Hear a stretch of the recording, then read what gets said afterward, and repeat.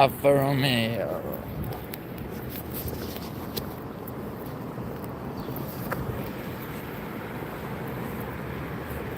Look, look at that tall building. Haha, what an asshole. Look at that tall buildings, everybody.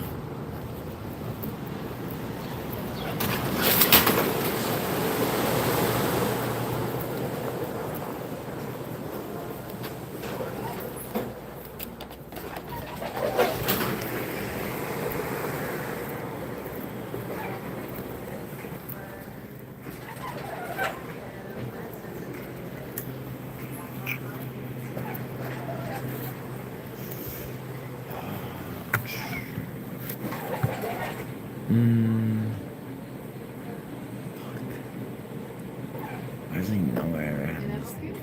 Yeah, it's only for an external battery.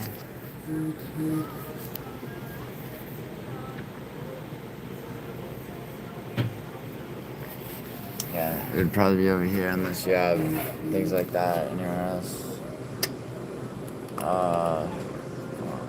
Oh yeah, actually, I think this works. You want that one? Yeah, as long as it's, it has power, right?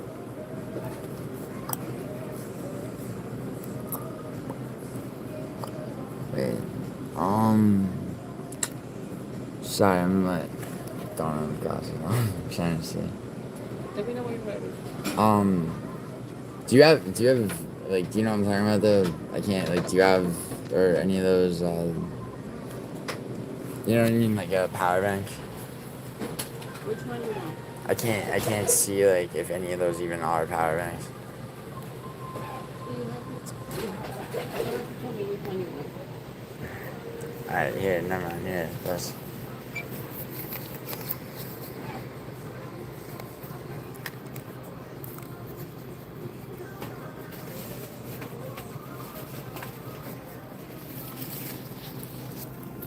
You want to pay for that one? Or? Yeah. Yeah, no. None of those work? Okay. I'll be right back. Here. I'll leave it there. No, I said I'll leave it there. I'm gonna get something else.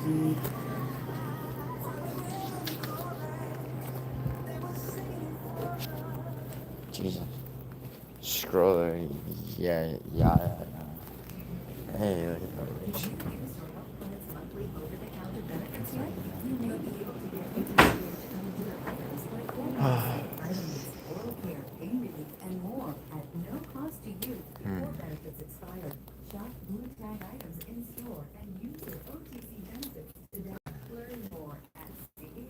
I'll be right back. Yeah, that's what I told her.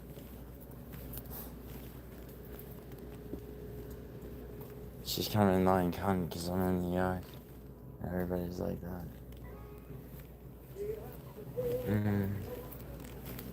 I feel like there's something that I want. I just can't figure it out.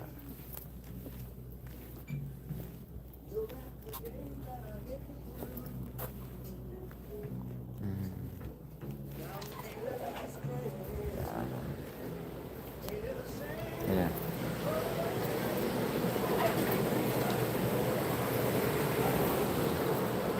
Am I in an off? No, I'm in a fucking CVS, you retard. What's up, Chronic? Yeah.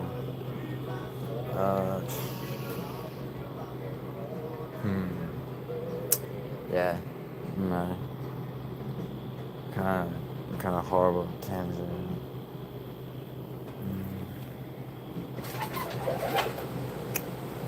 I don't know. Oh my god. Alright.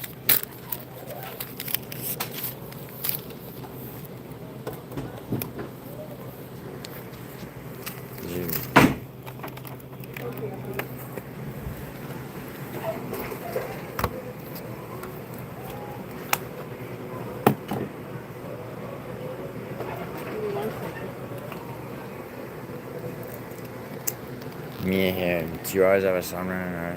Oh, thanks, Mia. Hey Mia, important question before I answer that question. How old are you? Seriously. Let's get that out of the way.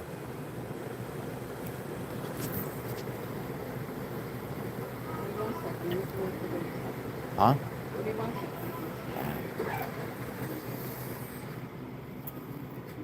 second. Yo Mia, were you just here to like make me blush that one time, or like, what's your IQ? What kind of the mythical? You don't know how IQ is. 23 living in Oman. Really? 23 living in Oman. What's it like in Oman? Wow. I don't think I know anything about Oman. Shut up, Chronic.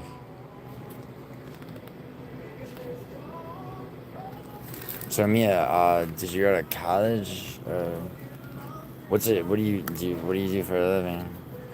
Yeah, wow, Oman. I know very little about that place. Like virtually nothing. Alright, you got the power bank? Which one you want? The one that I left on the counter. Put it back. Okay. I don't know why you did that. But, yeah. You walk away. Yeah, I said I would be right back. Okay, you can tap.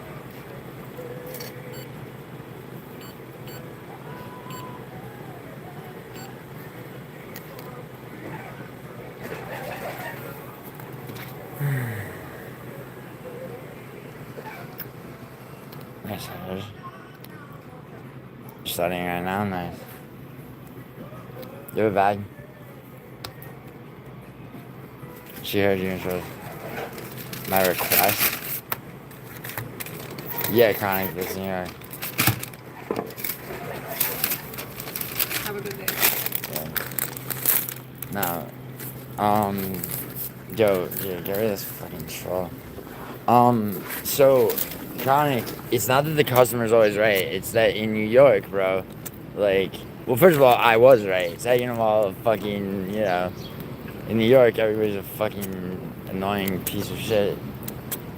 But no, I was just, no, because she was eyeballing me because I grabbed the thing and I was like gonna go get something else. And she's like, you know, I'm like, all right, you want to leave it on the counter? You fucking $30 fucking power bank, whatever. Okay, fine. And then she's like, I was like, yeah, where is it?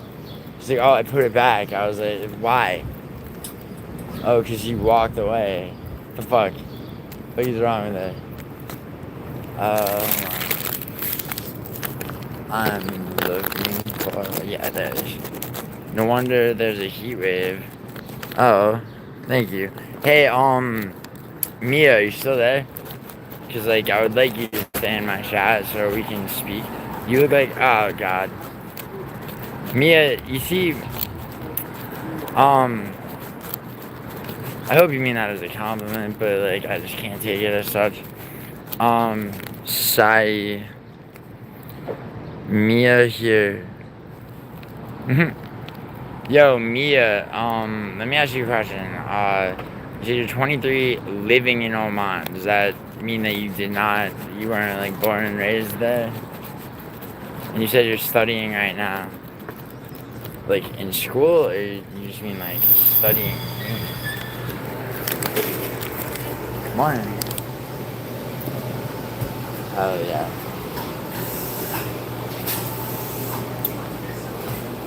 You know, that's my favorite YouTube emoji. The one that you're using. Mia, do you know what a catfish is, Mia? You familiar with, catfishing and behavior associated with it? Where? Oh, yeah. Okay. So, Mia, bro. Timu Spider-Man right here. Bro, the team, like saying Timu to, like, it's just, first of all, Ironborn is the gayest name I've ever heard. Second of all, you're like, you're probably, like, Spider-Man's probably, like, your favorite fucking thing ever. You're like, how dare he look just like my fucking hero. I'm sorry, dude, that I make you like excited and confused and terrified all at the same time, bro. I'm just like, I didn't ask to be born. No, your mom is. Yo, who's a mod in here? Yo, Mia, you want to be a mod? What social media do you have? So I can verify that you're real. Holy shit.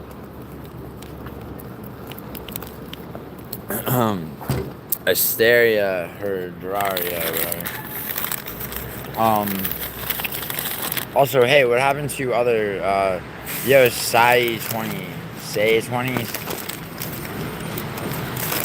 Alright, Mia, let's get into your, let's get into validating that, you are in fact who you say you are, because I would love for that to be the case. Yo, Chronic, what are you doing this morning, bro? What are you up to? You're not terrifying? What? Dude, you're fucking stupid. Go away. Not time for your bullshit. Take your low IQ incel shit to fucking musical MMA's channel. Alright, he needs that shit over there. Thrives on guys like McGregor's. I know, right, Connor? Oh shit, I thought I was talking to fucking Connor because fucking Connor started getting sarcastic after he was emotionally wounded. Holy shit. I was stuck in a rut. Yo, Jock, dude, fucking how about fucking how about my boy Benoit, dude? How about my boy Benoit? How about the fight IQ on that motherfucker? Holy shit. Hi, I'm 8 years old, you look like a freak. Alright, well, William, like, listen, alright? Come back in 10 years and we can talk about, you know, your fucking gay feelings and the fact that you're gay. You're going fishing? Like, freshwater fishing or saltwater fishing? Fucking McKinney too rested? Bro, Jock, I had Bobby Green first round knockout, and goddamn if he isn't a survivor, bro. I was so happy about that. I was so happy about that because fucking faggots in my chat were, you know, they were leering and giggling, being like, "Oh yeah, that's your boy, bro. About to get so yeah, okay." But dude, the one that okay, so the pick of mine, I went 11-3, right? All right, going in, I stand by like Saint Denis, you know, and I stand by Kavanaugh. The stupid one on my end was fucking Krylov, bro. I fucking got, you know, it's just like, but like the weigh-ins backed up everything I thought. Whitaker looked fat. You know, I figured he would gas. I forgot that Krylov can be very fragile, you know?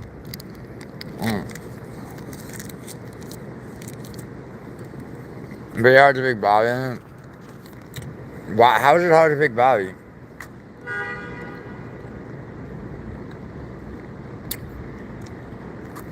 I did it. It wasn't that hard.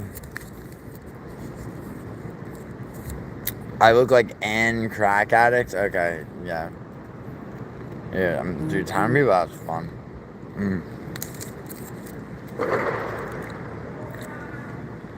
I went 11-3-2, got McKinney, Connor, and BSD. You picked Connor, Jock? No. What the fuck are you doing? Yeah, I got BSD wrong too, though. Wait, Jock, you had Royval, really? Good job on that one.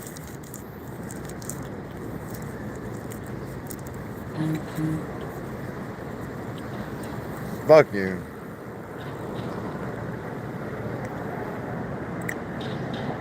Stop making me your fucking whipping boy because you fucking picked Conor McGregor in 2026. To do anything but like be the spokesperson for a fucking like for some new leg surgery. Holy shit.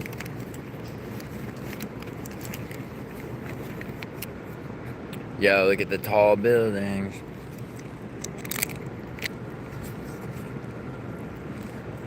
Bro, like Holloway should have fucking Holly should have beaten him to death, bro. Until Holly should have kept hitting him until the fucking ref. Fuck you, dog. Holly should have kept hitting McGregor until he was pulled off.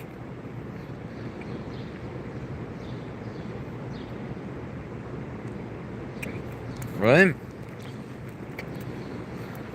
Did you have him against Manel Cobb?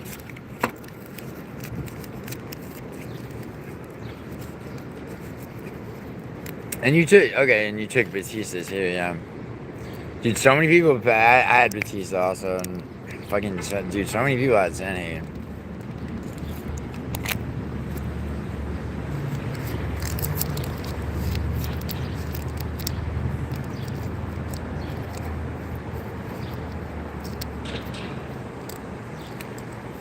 I figured Kavanaugh could fucking, could keep shit in the pocket and not get fucking kept at bay with the goddamn jabs, but the fact that he got subbed was fucking shitty. It was annoying. Oh fuck. Don't tell me. What the fuck, bro? Oh, it's cause sorry. I just bought this fucking bullshit. This power bank. Oh, fuck me. But yeah, Breakfast of Champions, bro. What you don't know is I just had a whole ass fucking bagel with lox and a fucking salad. Okay? Like before I just went live. So I bought this because it was a fucking disgusting mix of Reese's. Hey, what's up, Mia? Okay, listen, Mia, so you said you're 23 years old, you live in Oman. Were you like born and raised there? Because you said I'm currently living there. If it seems like I'm asking you interrogative questions, Mia, it's because there's always this, like Chronic said he was going fishing. Fuck you, Doc. Like he may be fishing for the type of a fish called a catfish. A catfish. Holy shit. Really, this thing's down in one. Fuck, I was gonna take the subway, but this fucking bullshit is about to die. God damn. Yeah, these things really suck balls. Fuck, I guess I should call an Uber. Yeah, well. Fuck, did I forget all my fucking... Yeah, I did. Wow. Yeah, that's hard of me. Hi, what's up, man? How are you? Jock sent Argentina? What? Hey, yo, don't fucking... No. Jock, do not do that. Jesus. It's a cat, you... Mia, what the hell you doing? I'm sorry. Oh, God, okay. Okay, thank you. Tell me that first. Yeah, get rid of it and get rid of the goddamn Akio. Yeah, I knew it was a catfish, dude. See, Jock, you have to treat catfish as though they're not or might not be. Or you could just, or my mods can just check their account. I guess you're the first mod here. Good shit. Oh shit, 1 second. Yo, I'm getting Jess the MMA girl on a panel with me and Frankie and Brutally Honest to discuss her thoughts on that fucking card. What did she get wrong that I did not get wrong? She had Royval, she had she didn't have Connor, she had Patty, she had Zachary Reese. What's your fingers? What kind of salad did you eat for breakfast? Akil, what the fuck are you doing in this live? Yo, Mia, guess what? What's her picture, Jock? Yo, Jock, your instincts were correct, dude. Get this fucking creature out of my fucking stream. And her fucking dance partner.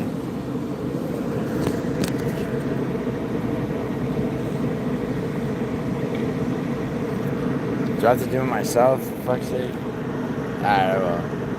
Yo, Mia, I'm sorry. But, your name is not Mia, is it? Actually, you know what? Here. I'm gonna keep Mia here for a second because why Oman? It's like kind of a obscure place. Think about that while I call myself an Uber.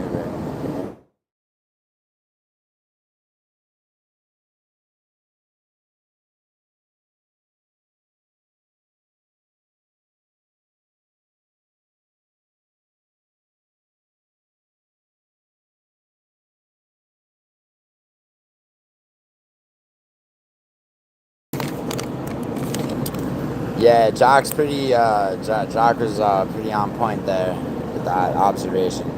July 6th was like fucking 6 days ago. It's a long time. Wait, is there anything on her channel there, Jock? Show me your hand? No.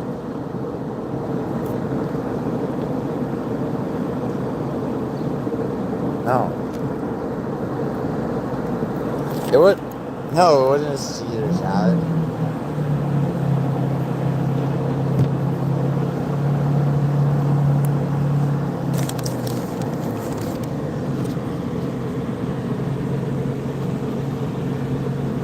No, dude. No, my friend Julie, like, made it. She, like, cooks. She fucking actually made it. No, it was, like, all vegetables and shit. Vegetables and, like, diced, like, hard-boiled egg, which I usually wouldn't like. She's really good at making shit. Eating food. Wow, there's a lot of these places around. Bro, imagine, Oh, yo, hey, Jock. Where are you, fucking little fuck? Jock, you've been known to pick Khalil Roundtree and feel like an asshole afterwards in certain circumstances.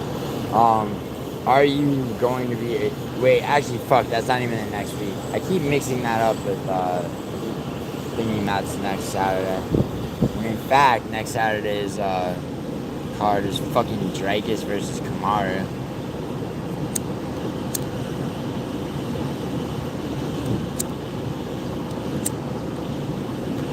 That's a weird fight. It's a very weird fight. At 185, Dreykus versus Kamaru.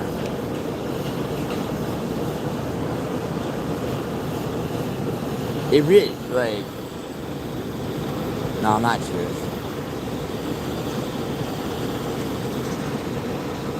If I was Jewish, I would be able to control the weather and I would make lightning strike your fucking mother right in the fucking clitoris. She'd feel pleasure for the first time and leave your faggot father, bro.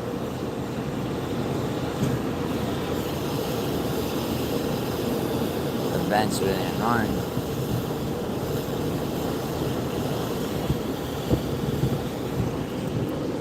You bet it was a Caesar salad. You're an asshole.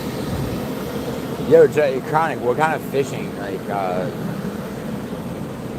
you, like, I'm guessing freshwater, because aren't you, like, you're a flyover guy? What's a funny Vladimir?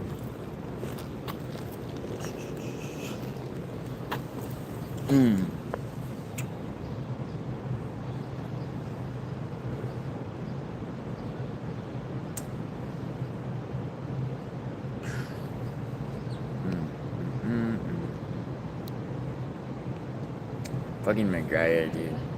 Obviously, I'm so happy that happened. I really am, because it's like that'll teach the goddamn UFC to like fuck around with like fan fiction bullshit. Same thing with Year. It's like freshwater and brackish, usually bluegill, croakers, invasive catfish. Bro, did you know, Chronic? That's cool, by the way. I've never been freshwater fishing. I have fucking fished a fuckload on the East Coast of the United States and fucking a little bit on the West Coast. For striped bass, bluefish, in New York, bluefish, snapper. I caught a swordfish once. And then, in LA, in Santa Monica, fucking, mainly halibut, but, also, you can catch, lemon sharks. That's interesting. Invasive catfish, huh? Did you know? You said brackish reminds me that bull sharks can fucking. They found a bull shark in fucking Illinois because they can swim into fresh water and fucking survive for a long ass time. Bro, who. Okay, first of all, white looks terrible on any car. Also, who the fuck asked for a Mustang SUV? Nobody. Cigarette or world peace? What? You can't even conceptualize world peace, dude. What does that even mean to you? World peace. I took my piece of this world, alright, Vlad? What kind of cars is it? White Camry, and the driver's name is Ariel. I hope it's fucking Hawani, bro. Bull sharks are why Jaws was written. Yeah, no, I know, the 1916 Jersey Shore shark attacks. No, it was, how could they find them in the Great Lakes? That's not true, bro.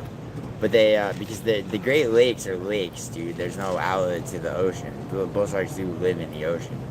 But the Jersey Shore shark attacks, 1916, bro. Bull shark got all the way in up Cape May and into the Jersey Shore and killed 5 whole ass people. I know a lot about sharks, actually, dude.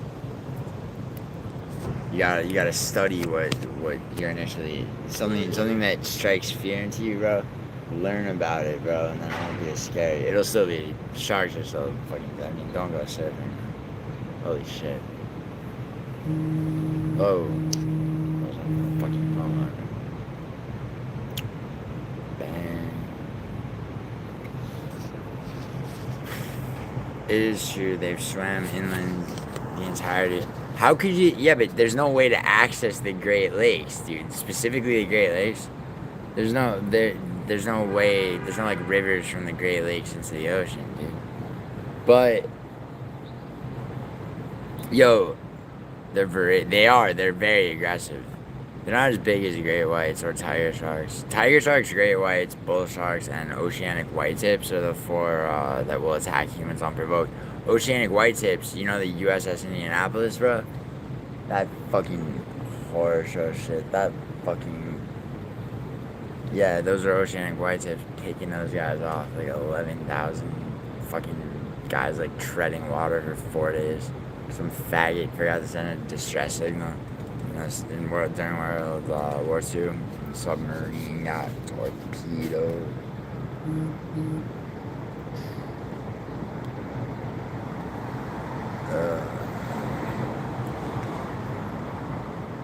Dude, that first round TKO by Bobby Green, that prop, holy shit, did that pay handsomely, and all my locks hit.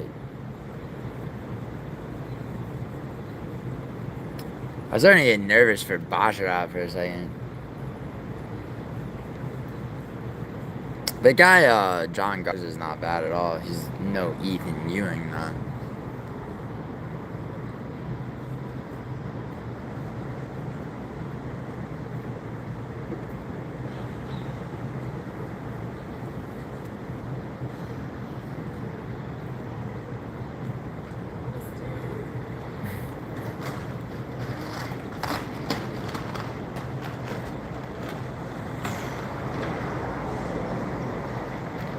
Gracious.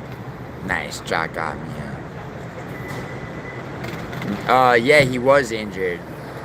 Or injured or whatever. Good job, Jock. Fucking, dude, Ethan Ewing would have fucking taken bot shots. Oh, that guy John Garza is like less, you know. I don't know. He was good though, Garza, even though 30-27, but still. It was like when, no, actually, never mind. I was about to say it was like when Felipe dos Santos, like, kept a pace with Manel Cobb, but then Felipe dos Santos wound up being trash.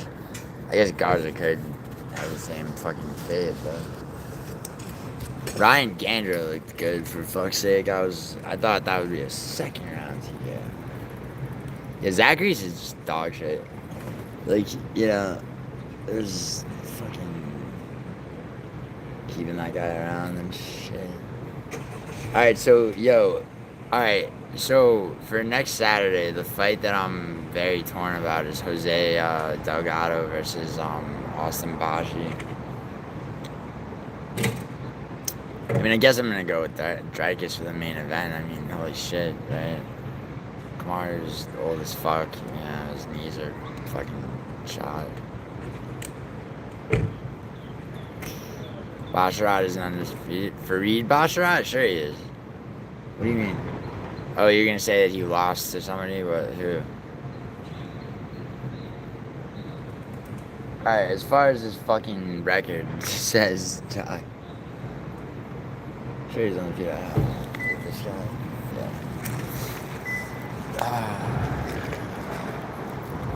What do you mean, Josh? Elaborate.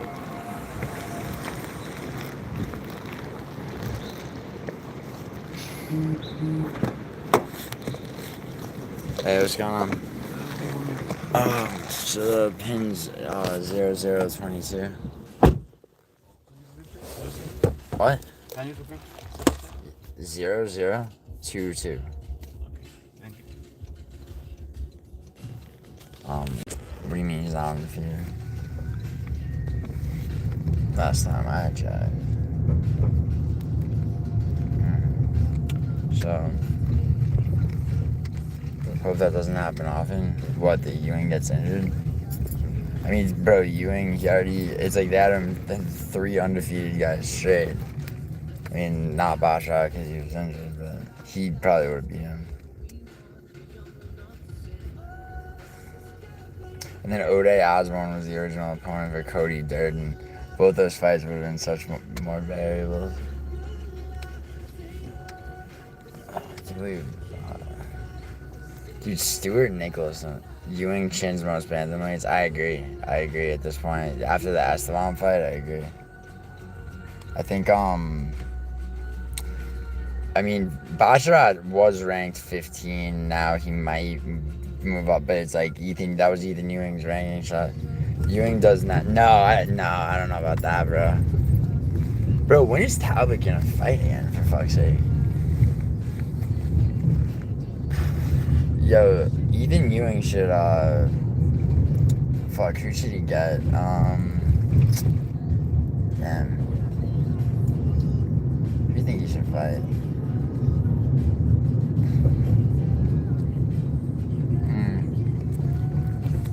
Give him Raoni Barcelos. Peyton Talbot.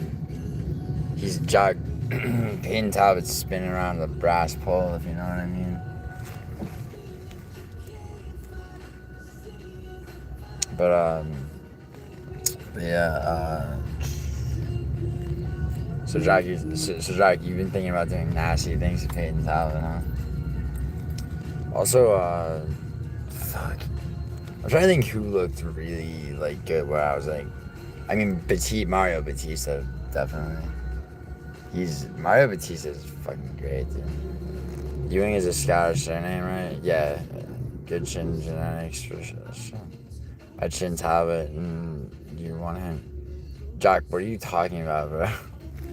Peyton Talbot, dude. Remember when Peyton Talbot knocked out Melzik by... No, it wasn't Melzik by, sorry. Whatever, dude. Yeah, for sure you would, dude. And Henry Cejudo, too. Jack, don't,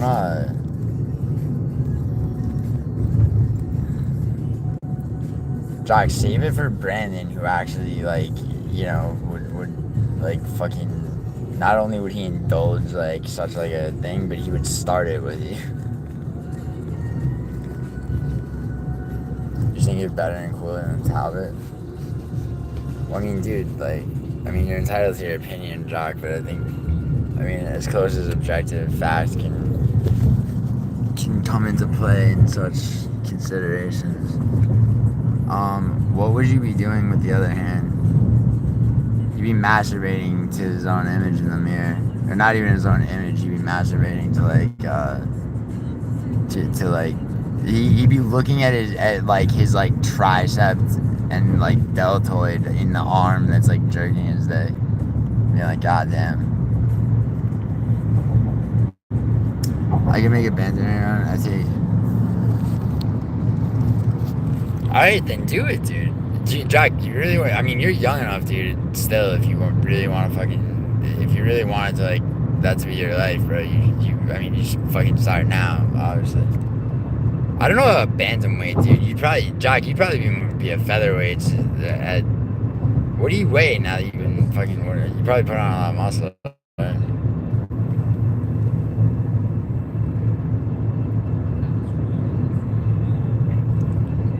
I mean, Javid Basha was fucking rich, man.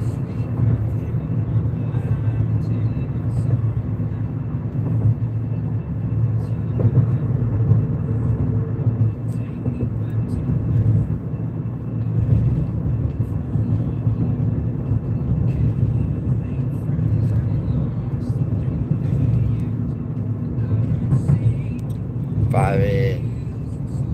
Jack, you're 5'7", bro. You've always said you're 5'7". Wait, what's this 5'8" shit? What's that mean? But if I dieted even more and cut weight, yeah, I know, Jack. But why wouldn't you? If you're walking around on 170, why wouldn't you fight at one? If you're low center of gravity and shit, why the fuck wouldn't you fight at 145? You know, like prime draw. I can wait. I can a DEXA scan done. Oh, you had one done? You mean? Wait, you mean you're not? Wait, so you're exactly 5'8". You're not 5'7.5", 5'7 3/4", or some shit.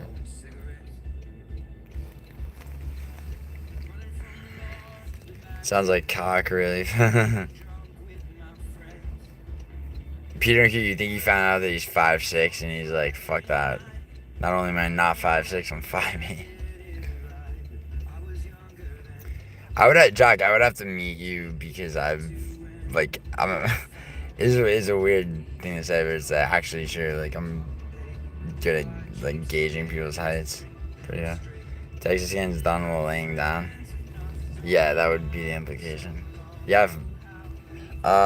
Is it, yeah.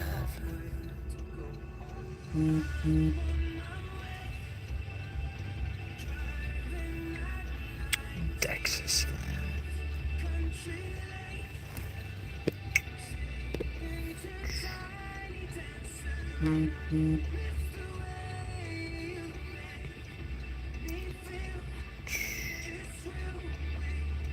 Jack had a DEXA scan done to him while he was wait, Jack, when did this happen and why? Talbot Graves, Jack, if you wanted to, and he would want to, bro. That dude, Pedro Q, that, like, oh my god, dude. Do you think Peyton Talbot doesn't fucking hit switches, by which I mean he's a switch hitter? You're fucking crazy, bro.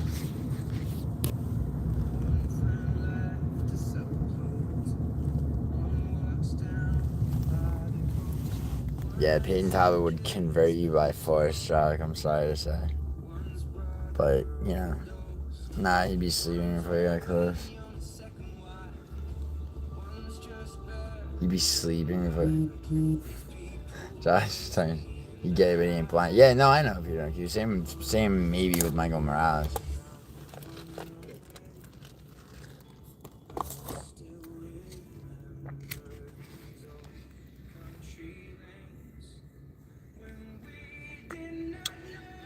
Yo, Clown Show going to musical was hilarious. It just was. It was fucking hilarious. Especially because musical got catty with me in that chat. But it's all good. Musical simmed back to me now. Who else looked good? Gandra looked good for sure.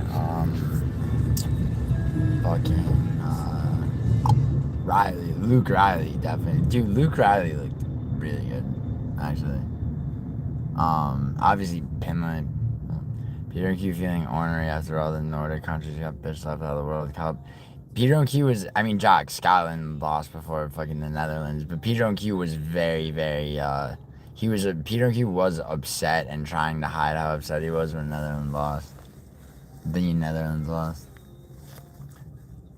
England got lucky. They did get lucky. They got super lucky. Scotland attack. Yo, Peter and Q, listen, dude. England's not going to. I mean, they're not going to beat Argentina, dude, in the semifinals. They will never beat France, even if they made it to the finals. It's gonna be, bro. Their only World Cup victory will remain in 1966. We established this calendar awful at sports. Dude, Jack, their soccer team was not bad this year. They just got kind of bulldozed by Morocco, unfortunately.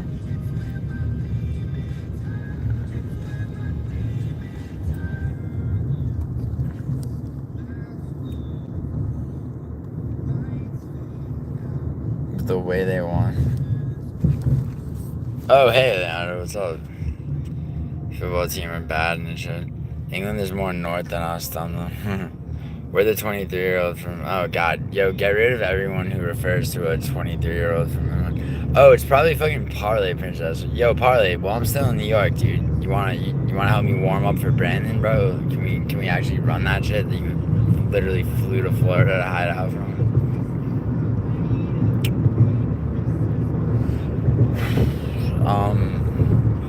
Yo, Peter on Q. Get that, draw your sword, Peter on Q. Hit them. Don't do that, Gilly. Parlay will clothe you. No, it won't, Jock. No, like, Jock, real talk, not even close. And Jock, also, Brandon, like, Jock, you know Brandon's already, like, are you aware that Brandon's already, like, very much trying to slink out of that rematch? France versus Spain is the real final. You mean the semifinal of France versus Spain? Dude, Spain is not that good, bro. Connor high on painkillers knowing he was injured. Yeah. It's really interesting. No, Jock, Jock, I was not hitting him in the face or kicking his injury. Stop rage baiting me. It's fucking annoying. But, alright, whatever, Jock. Jock, I could beat your little fucking ass, dude. Jesus Christ, dude. Who the fuck are you talking about?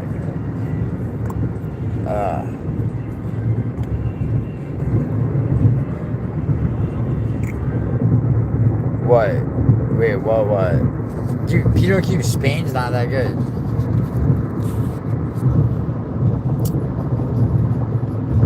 First of all, Jock, there's like, I mean, you know, the thing is, man, Jock, like, well, you know what, never mind. I don't want to talk about, like, the fucking rematch I'm gonna have with Brandon until it happens. And then I'll, you know, people are like, damn, Gio, you fucking, holy shit. Fucking, like, Brandon's like, Brandon's seriously injured. I'm gonna be like, yeah, well,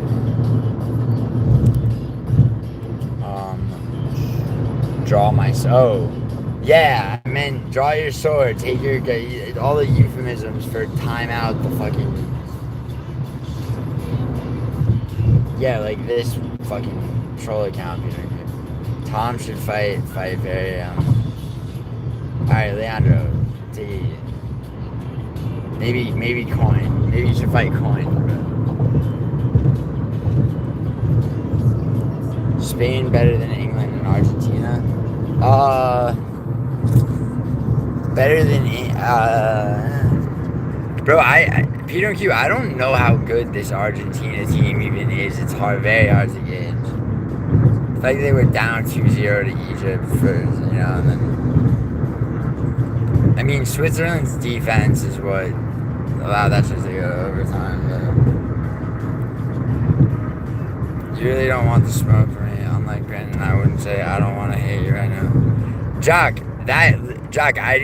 the reason that I didn't hit him in the face, which would have put him on the ground, and if it didn't, I would keep hitting him until he fell, is because it's illegal to fight like that. There was a police station 2 blocks over, okay, which he obviously knew about, you know, because he lives in Los Angeles too, and, you know, and fucking, like, you know, that would have, you know, it would have been serious. Fucking, that would have been a real problem. I had a flight in 9 hours, dude. I didn't have, yeah. Also, Jack, if I know I could, yeah, police station 2 blocks away. No, Jack, you don't understand something, you child, okay? You get arrested, okay? At bare minimum, you're sitting in a jail cell for 48 hours while you get processed, okay? I had a flight 9 hours later, okay? I wasn't gonna miss that for fucking some bullshit. Alright? It's you grow up, dude. You fight in a gym. Like, grown men want to fucking fight. Unless you're in a mutual combat state. There are 7 of those in the United States. California is not one of them. Biggest. I'm not making excuses. Jock, I'm not making excuses. I'm saying what I always said. Which Brandon apparently, like, still PMS's over. It's not, like, good enough. Say, like, yeah, sure, Brandon won. We're gonna have a rematch. Like, that's it. Pre-flight fatigue. No, I was pretty drunk. I was going through, like, I was very anxious over all kinds of shit. And I was chain smoking like a fucking fiend, dude.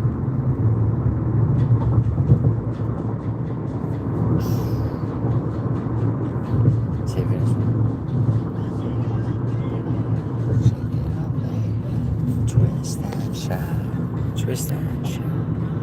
But Jock isn't a full grown man. He just told you he's 5'8". He's 5'7", chronic, actually. Yeah, California's not a Mortal Kombat scene. Let me choose those verbal. No, Jock, I would have hit him in the face. Do you understand that? Forget what I would have done, dude. I'm like, just. Jock, Jock, I know you're my biggest fan, dude. So, like, look, don't worry. I won't let you down in the fucking rematch.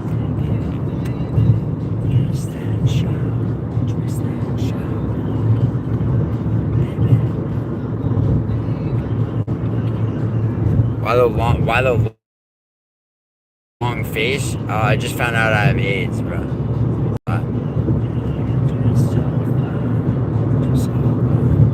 You'll lose. No, I won't, Jock. Jock, what do you think Brandon's doing, bro? Jock, Brandon's rotting in his bed and eating pizza. Okay, he wants to fight with 4-ounce gloves in a gym. I'm gonna fucking hit him right. I'm gonna hit him in the face. Okay. Like, I've been living, Jock, I've been actually working out, by the way. Yo, Jock, how much money are you willing to put on that, by the way? I really would love for you to actually lose money betting against me. If that's how you feel. But, you know, Jock, you know, being the age that you are, dude, like, there's a lot of things you gotta learn by, like, fucking up and being wrong. Bro bet on McGregor and lost big time. Who, me? No, I didn't. I fucking bet. I took Holloway. Locked Holloway. How often do I hit pads?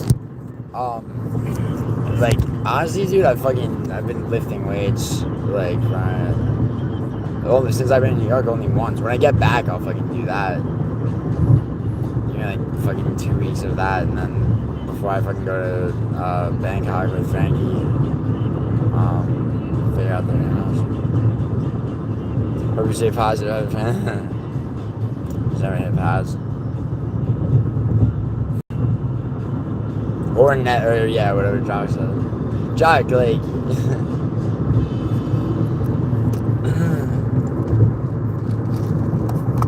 See, Jock, like.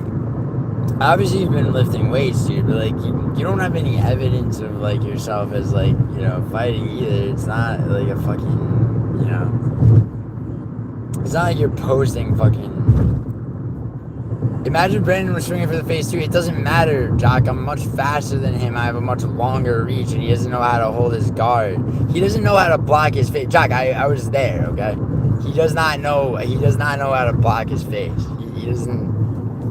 He doesn't know how to move his head. Like, trust me, dude. Or don't trust me, dude, and be surprised.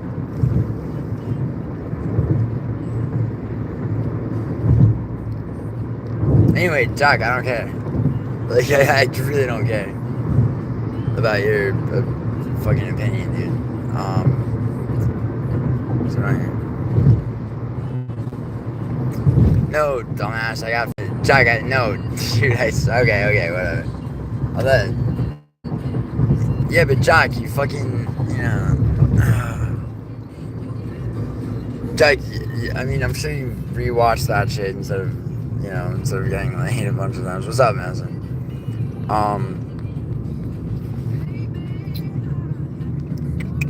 You gotta work in the God. No, I don't need to work in God. No, I'm gonna do what I would have done if there weren't a threat of the dude cracking his head on concrete, and it would have been fucking, you know, which is I'm gonna throw a fucking right straight, and it's gonna connect right with his face. Oh my god, Jock, you're so annoying. You're right, Jock, because every time I threw any punch, I lifted my legs first, right? Are you in a Barnes & Noble too? It's Uber, man. Oh damn, that guy just got pulled up, man. Anyway, Jock, yo, Jock, have you become a fan of Brandon? Is that your... Because you're trying to gaslight me right now, that's what's really on. Knees? Thigh clench? Peter Q, I'm just gonna fucking... I really don't need it. Sure, down the road. Going to Thailand. Baby deer stands only tall for... Yeah.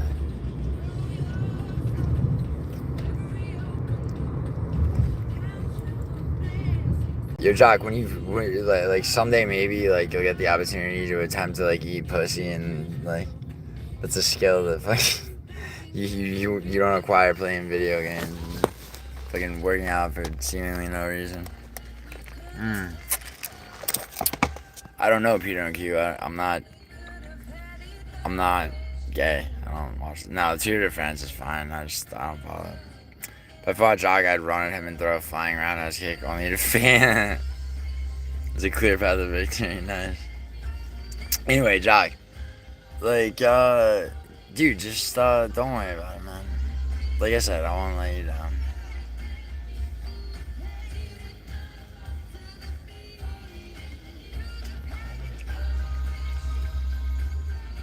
Brandon was moving in the back.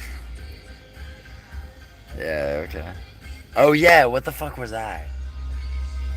Yes, that was a fat joke, right?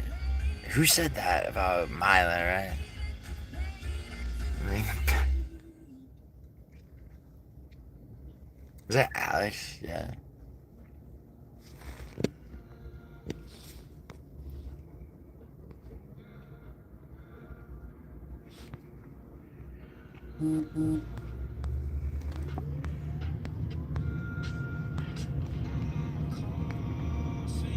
You look like an actor? Nice.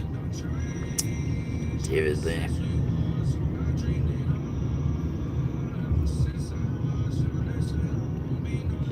He acts straight every time. Yeah, Jock, I act so straight that I fucking... I fuck women and I'm not attracted to men, dude. It's crazy. It's all an elaborate method performance, dude.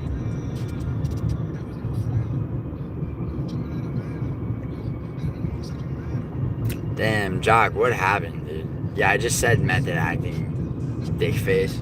What's the matter, Jock? You fucking, did you, like, fucking have a dream about me and you're upset? You're upset that I'm, like, in your subconscious?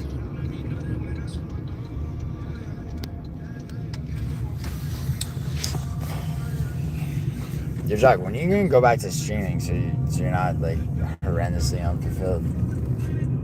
Or making videos or whatever? Or both, actually.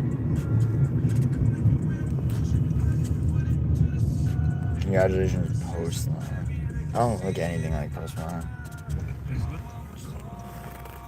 Thanks, man. The Illuminator, Giuliano. You spelled my name wrong. Fucking Illuminator. Is Pride Legends. I first met him on Converse. Lip care, notion. Meth acting, yeah. I'm not streaming, it's a waste of time. I mean, so then make videos or whatever. I mean, Jock, okay, if you're not, if you don't feel like you're a creative, fucking, yeah. I mean, yeah, I guess. I mean, Jock, like video game, like game streaming, I could see, like, yeah, I see how you feel that way. I mean, right? Chatting is useful time management. Yeah, exactly. I mean, Jock, like, you know, Your job, I don't think like is your job one of like, you know, where it involves passion and creativity. Because it's like I get it's like you're working out a lot and you're fucking working because you gotta work, right? But like, yeah, like how yeah, yeah. Yeah, no problem.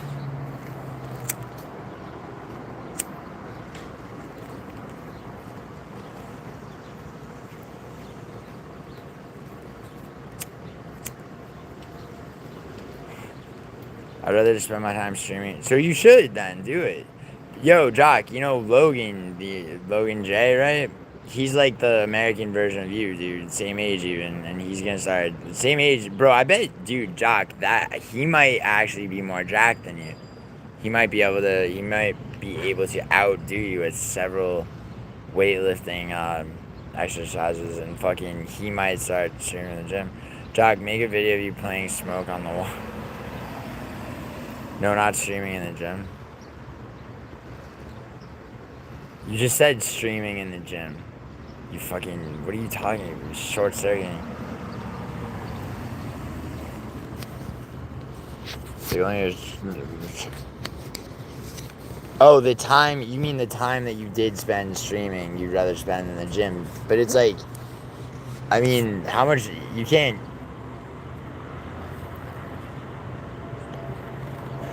How does a Reddit moderator talk? Do you even hear them? That doesn't even make sense. Logan whoops Jock easy. I mean, dude, probably, maybe. I don't know. I don't know. I don't know how Jack Jock really got. It's like I've seen him like flexing his like bicep. He definitely looks like he's been fucking working out on it. But also Logan's got 2 inches on Jock, and he still gets called a midget. Like Nelson. How do you know that? Is that a real thing, Jock? You just said Reddit moderator and you could have substituted it. A bicep. Bro, can you imagine being 44 years old and fucking you think that like the exchanging of a picture of your bicep with a woman that you've never seen the appearance of is like this intimate, like, you know, on a Discord DM, it's like this act of like intimacy where it's like the violation of that, you know, of the sanctity of that is fucking is worth like abasing yourself completely. Logan couldn't hurt me. His parents won't let him leave because he's got his. He's 20. He's 22, Jock. He's 22. I don't know if that grounded thing is real. You know what's crazy, Jock? Is like that's some shit Mila said. I think, and then also before that, you're like on Brandon's dick. It's weird, Jock. It's like you've been. It's like somebody got to you, Jock. Somebody got to you and tampered with your. I don't know. Something. I choose to believe it too, yeah. Well, Jock, but Brandon or Logan also like goes out and like talks to girls and shit. McGregor's body composition and movement at 170 looks fucking awful, even though it only lasts 10 seconds. More master and whatever edge. Well, it's not like he just got bloated and out of shape from 5 years of being a fucking celebrity, dude. I don't think he could have made one in 55.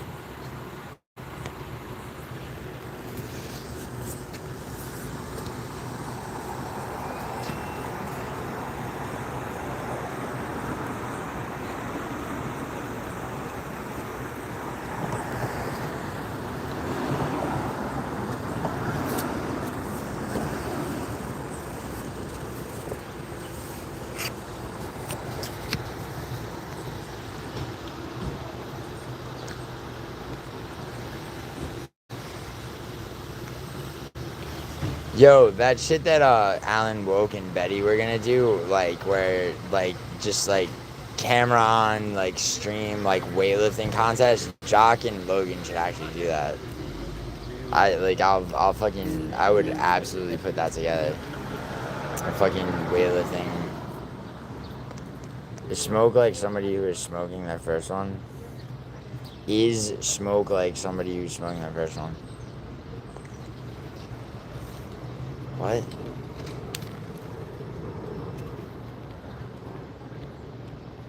Yo, somebody time this dude out before I describe to him that he fucking really looks like he has fetal alcohol syndrome. And fucking types like it too. Yo, you know what fetal alcohol syndrome is, Josh? Like, you got, like... This is about, like, that is a picture of you, right? Yeah, cool. Why wouldn't it be? Jock and Logan should stream a boot. Damn, Pedro and Q. Fucking Pedro and Q is not self-refused. Logan is probably stronger, not dissing, but if he's living with his parents and doesn't work, he's got a lot more time to work out than me. Yeah, but Jock, like, he probably works out. Jock, you should only work out so, right? Like, actively lifting weights to increase muscle mass, like, you know, and like all that. It's like you can only do that so much before it flatlines and shit. So no, he probably works out like the same amount, dude. I think he has a job. I'm pretty sure. I'd cardio model. Why? What makes you say that, dude? I mean, I don't know, but it's like fuck. But yeah, but Jock, like that's not the thing though. The thing is like weightlifting contest. So like different like you know, like foundational, so it's like alright, squat, fucking bench, probably deadlift, probably throw leg press in there. IDK, a lot of weightlifters don't do cardio. Yeah, but he's not like a bodybuilder, dude. Also, Jock, most bodybuilders spend like the month and a half leading up to a contest doing cardio to cut weight so that their fucking muscles are more like cut.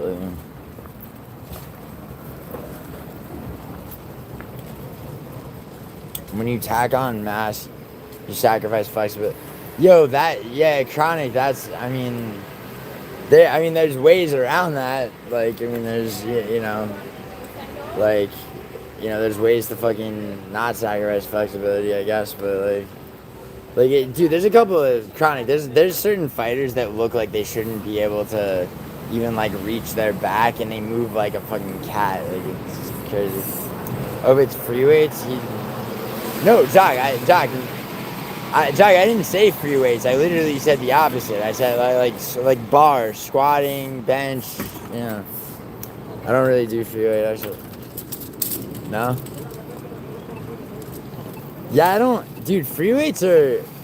I mean, depending on the exercise, it's like okay, so like shoulder press, I feel like is a lot better on a fucking machine just because it's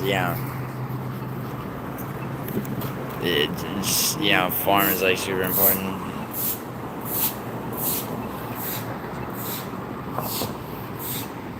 Squat and bench are free weights? What do you mean? Oh, you mean okay. I'm thinking free weights like fucking like dumbbells and shit.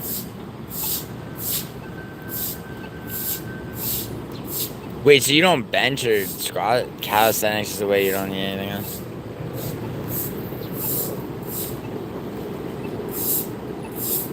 I mean, I guess you don't really need to bench press, like, if you're trying to put on muscle mass, but fucking, but I guess, but squatting's like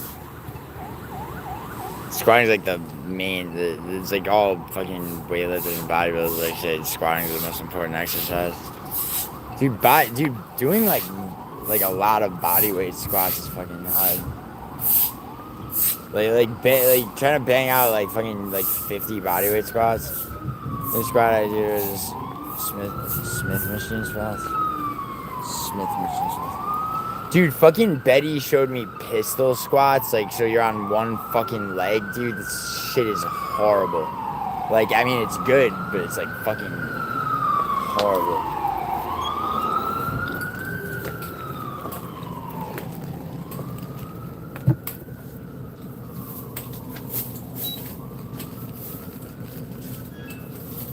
Only needing calisthenics exercise at all. Jock, I think that dude's strong. Do that LeBron workout on a yoga ball with dumbbell. No, that's fucking stupid. You know what else is stupid? Fucking kettlebells.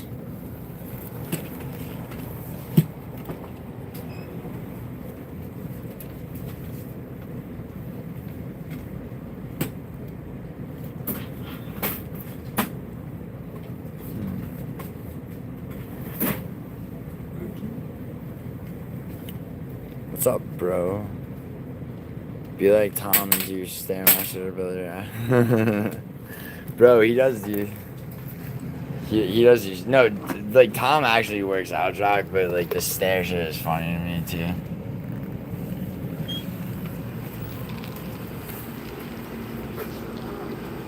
Joe Rogan would like to have a word. Yeah, medicine, but like, I mean, like, there's really nothing you can't do with dumbbells that you could do with kettlebells. Oh, Jocker came in. Oh, you want to show?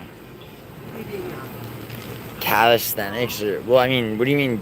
I mean, calisthenics might be the only thing you need to retain, like, a base level of, like, fitness, but, like, I don't think you're not putting on, like, you're trying to build muscle mass. Calisthenics aren't. Right? Check me on that, I guess. Oh, God. Rogan's workouts are very functional workout, but not great for bodybuilding. Yeah, see, Betty, that guy Mike Israel, Betty was really critical of him, but like, you know, but even Betty had to like concede some things about that guy being. That guy has that Renaissance periodization channel. And that guy did a video like kind of criticizing Rogan's fucking workouts.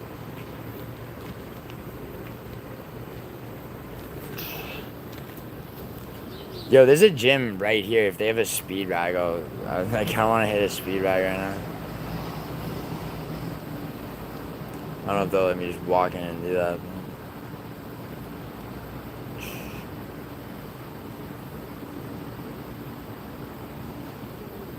Bodybuilding gay though, functionality for Mike Israel is a Jewish supremacist. It's Israel. Oh, do you actually know he's a Jewish supremacist? What does that even mean? Bodybuilding is for looking in the mirror. Thoughts, please. Yeah, dude, sure. I mean, you know, unless you're making a career out of it, which is like less than 1% of. He thinks Jews have the best. That's not true, Chronic, at all. Chronic, there's actual science about muscle retention and like the ability to tear and build muscle. Black people are the best, like have the best ability, and then it's like, you know, the worst are Asians and Indians. You know.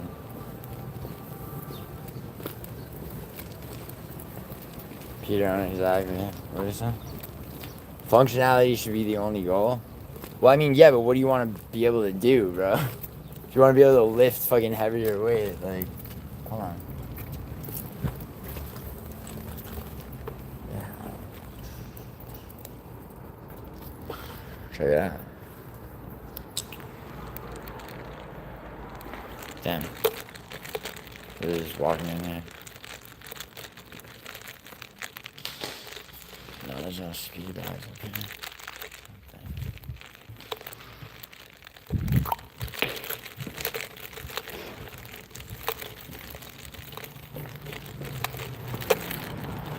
He has said exactly that. Chronic, no, he hasn't. He said bro, that doesn't make any sense. Jewish people. I want to be able to fight off Jews to try to choke me. Bro, Peter Q, I moved Brandon's arm away from me. He didn't even know how to fucking put a choke in.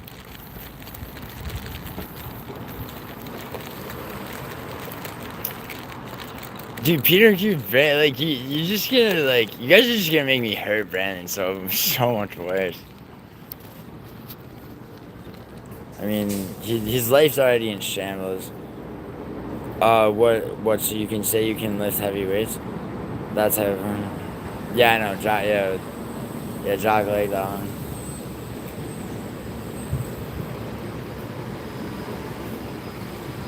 I mean, like, who the fuck are you, fucking people? Get the fuck out of here.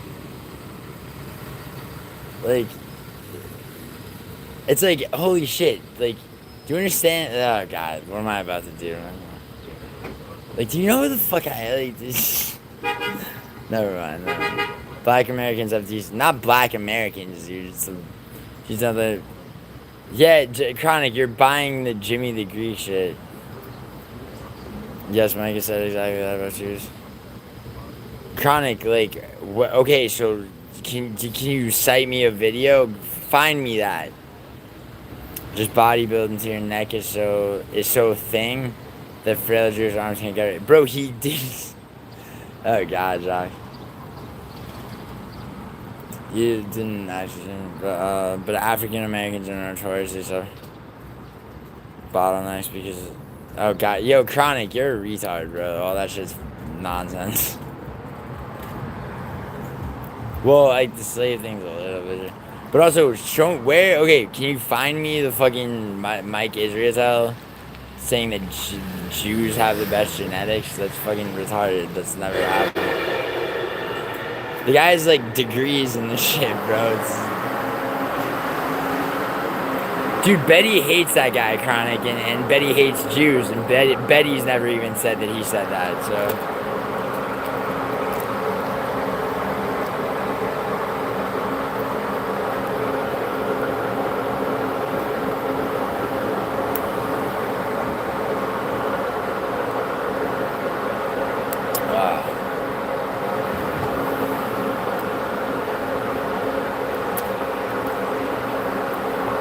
Oh shit, yo, check it out.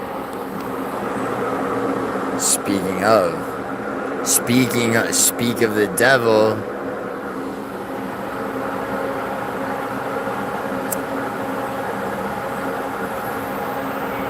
Call one, boys.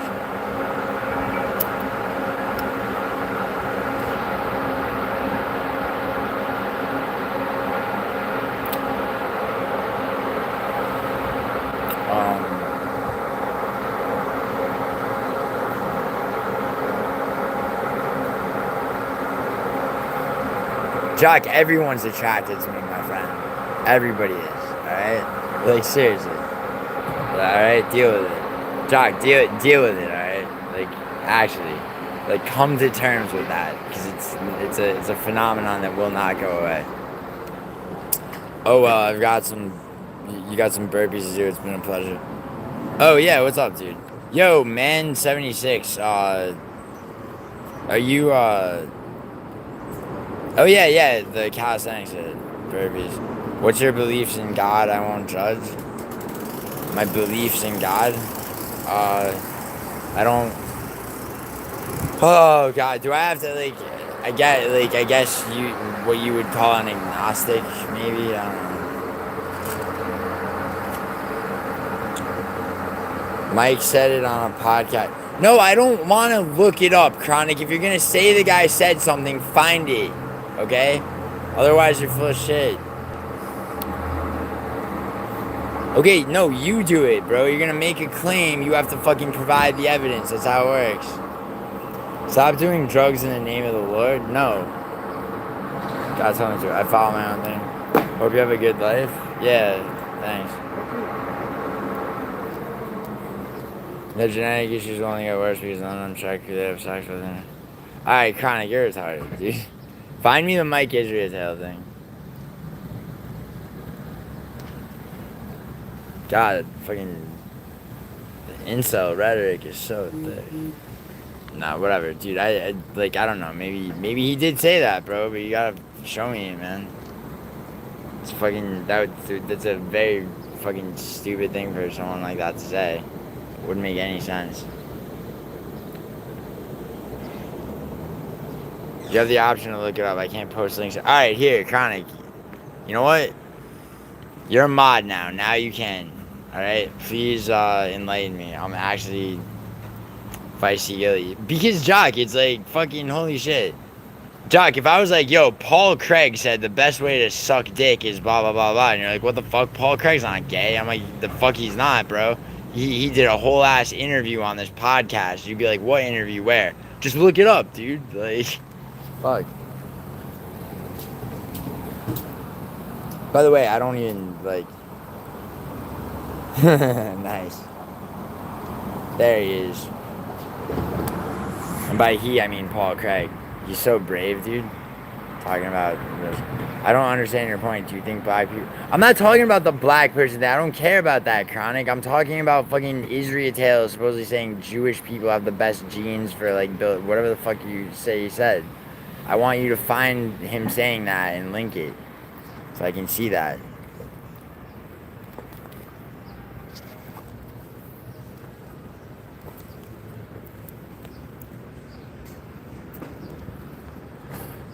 Black lives don't matter. These are tons of these genetic. Okay, Chronic. I said okay. Please cite me, Mike Israel Taylor, saying whatever the fuck you said about Jews before you like go on into a different topic. The reason times were enslaved is because they're frail and lazy. Oh yeah, like Franco Columbu, the dude, fucking Schwarzenegger's buddy who fucking beat him in fucking a bunch of those fucking weightlifting contests. Jock, Franco Columbu was 2 inches shorter than you, bro, and he could fucking bench press the whole building you're fucking working out in.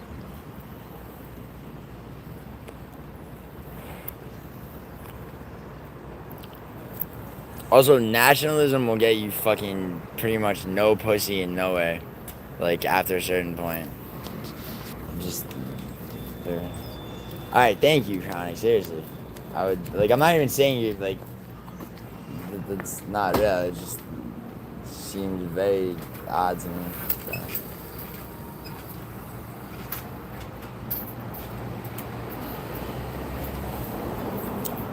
You know, I fucking missed the goddamn Luke Riley finish. I need to fucking. I'm gonna watch that right now. Mike Israel Taylor can't do this. Oh god. I'm not, yo, Peter and Q, I'm not like praising the dude at all. I just like, I don't know. Holy shit. People,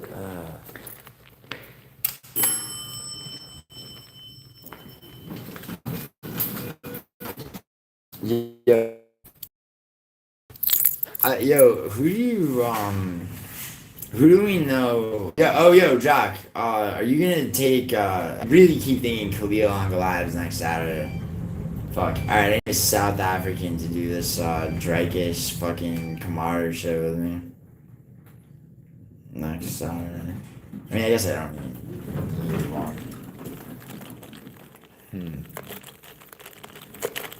I'm just saying.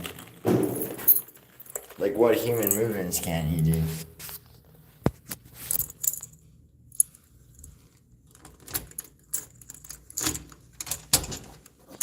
Ink by whatever. Oh, yeah, obviously. What about Dragish Kamara? I mean, Dragish, but. Also, you didn't answer my MMA question earlier, which is Jose Delgado versus Austin Boshi. Doc, I would. Please, dude.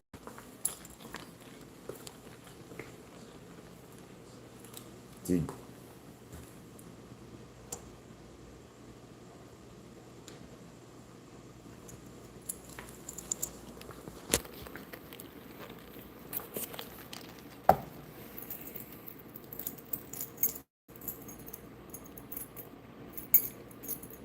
Jock, if I had to hang out with Kenny Okoye to like fucking to have like a whole like relationship with Brooklyn Ren, like you know I could do that anyway if I really wanted to, but like just whatever.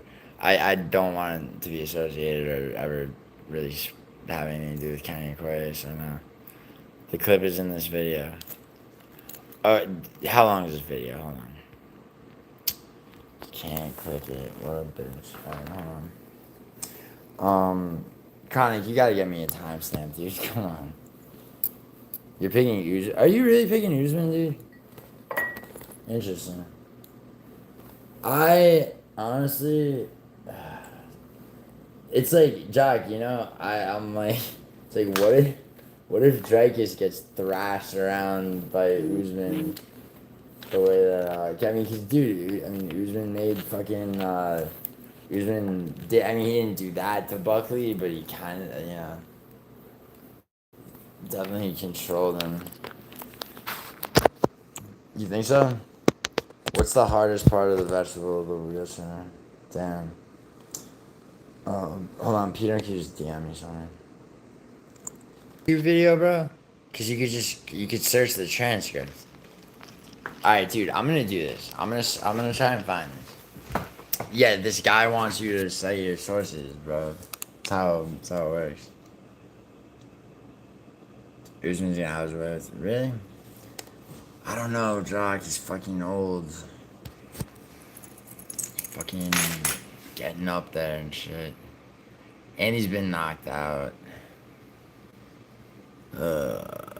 What if Dreykus is just broken the way Michelle Pereira was after Anthony Hernandez? Dude, there's some good ass cards coming up, honestly.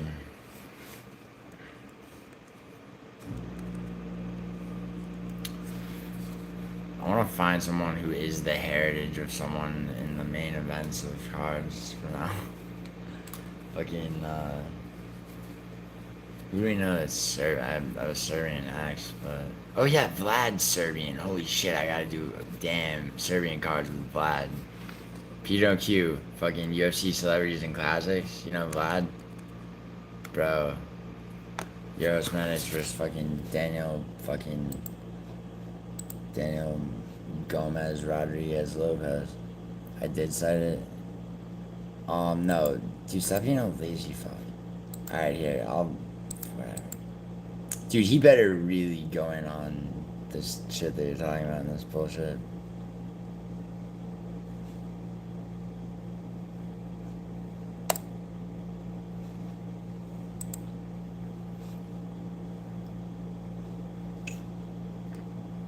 Truth Gary here.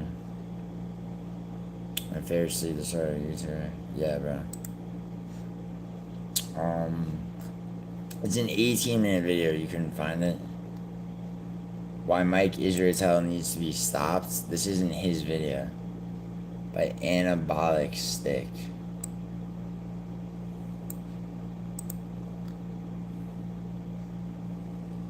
So Mike's deleted video. Okay. Spectacularly. There's timestamps in the fucking description, retard. The reason I'm recapping this drama is because it follows the exact same pattern as the situation I'm about to cover. As Solomon has stated multiple times in his video, Mike just loves flashing his PhD as a badge of authority while spewing misinformation about topics he clearly does not understand, which we're about to see again. You see, Mike has a second channel that many don't know about, which he dubs his philosophy channel, in which he talks about many limited topics, such as the psychology of pleasing women, should we grant AI civil rights, why robot girlfriends are about to take over, and my personal favorite, should young girls be allowed to wear makeup? How do you talk about this for 54 minutes straight? But missing from this list of brilliant videos is one that Mike quietly deleted in the midst of the whole Solomon situation. A video which was uploaded 2 years ago and had 80,000 views. Unluckily for Mike though, this video was already on my radar as I was already conceptualizing a script for this video before Solomon dropped his nuke. And luckily for me, both one of you guys and the world's leading expert on polymorphisms, the scientific snitch, had this video saved. The latter of whom actually made a really good video delving into the overwhelming scientific evidence that debunks Mike's claim. The video is definitely worth a watch. In this now deleted video, titled "Is Intelligence Really Different Among the Races?", Mike regurgitates debunked eugenicist and race realist talking points, which have been classified broadly by most scientists as scientific racism. And what makes it all the more concerning is the fact Mike claims he holds set beliefs because he's quote-unquote scientifically literate. This is a man whose entire brand centers on his doctorate degree, yet he's promoting 19th century race pseudoscience that has long been rejected by the scientific community. Let's take a look. The GPT tells you,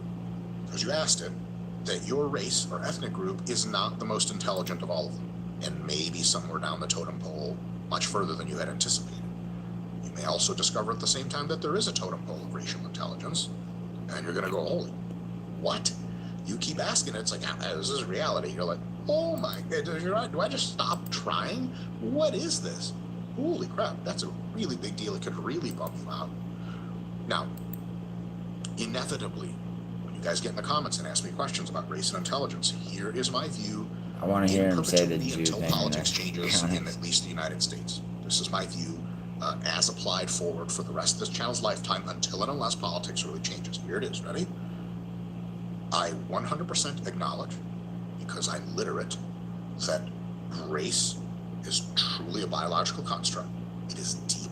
It It pervades almost Race? everything. Race? And it has real world differences in Oh, ability race. that are complicated, they are overlapping in spectra, but they are nonetheless for sure real, and they affect every single thing about your life on the margins.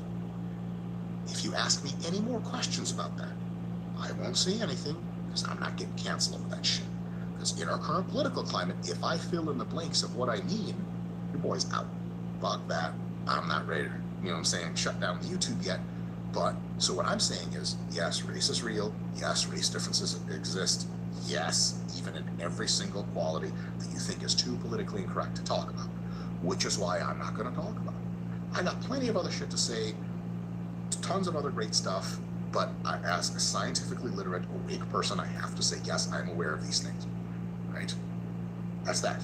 So he's basically just admitted to believing in racial hierarchies, and yet this is somehow the censored version. These aren't his raw, unfiltered thoughts. How much worse can it get, Mike? Well, luckily for us, we don't have to What do you mean? wonder. He didn't say shit about the Jews being superior, you idiot. That wasn't... There's none of what you just said. What are you See, I had a talking very about? brief email exchange with Solomon Nelson in which I mean, I there's very more. vaguely explained what I was going to make a video about, and in response, he asked me to review a certain podcast Mike was on. Now, the podcast is almost an hour long. Yeah, I know, P.O.Q, but Chronic's saying he did, so... Mike says a lot. Okay, hold on. There's, like, he brings up this shit. So let's see. Chronic, I'm not fucking saying you're retarded, it's not Of there. unhinged stuff, so Solomon really could have been pointing me to anything. However, one particular bit stood out to me. Let's take a look. Like on almost every objective metric that Hitler qualified the Aryans to be superior, Jews are actually the ultimate white supremacists.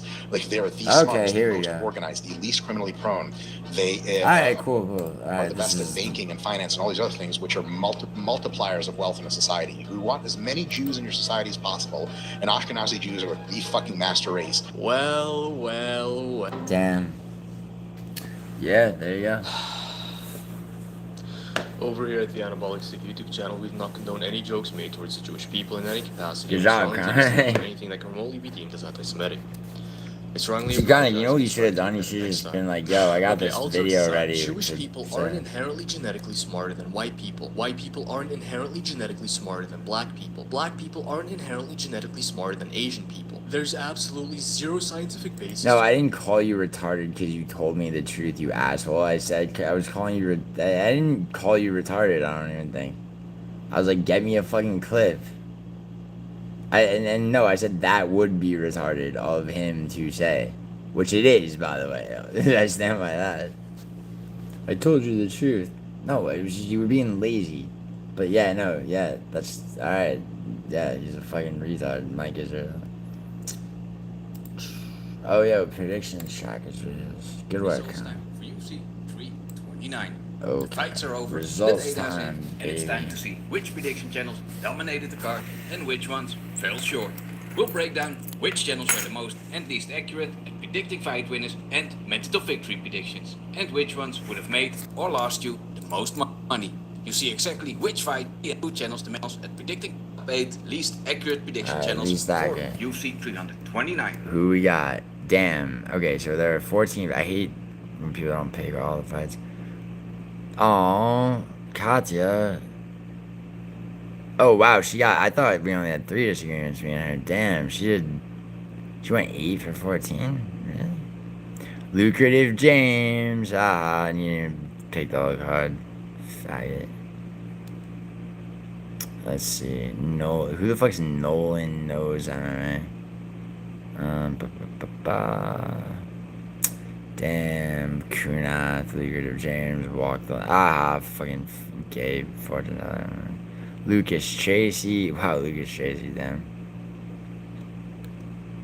With at the bottom a correct pick percentage of 61.5% and at the top for the least percent.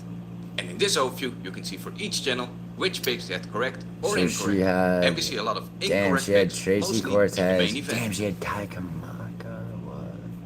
The following 17 channels were the top 3 most accurate with predicting the winner for each fight. And we see a total of 14 channels. Nobody swept it. I'm the only guy who sweeps cards. Fucking, I should have switched my shit to Whitaker. I would have been fucking 12 for 14. I was 11 out of 14. Good for Guru. and who else? Sports, Alex. He looks like Johnny Cash. I don't know any of these fucking, except for obviously the true analyst. In alphabetical order, in third place with 12 out of 9 event for and picks on the prelims, but a few. So Guru was wrong on green and Roy. Yeah, well I had green. I should have fucking. Yeah, he had penalty, I guess. Less on the main card. 156. Where am I? GiulianoArgenti. Hell yeah.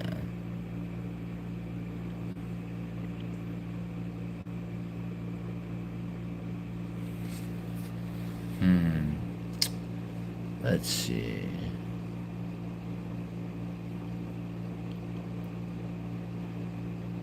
Oh wow, Kenny Okoye didn't pick the old card, so percentage wise.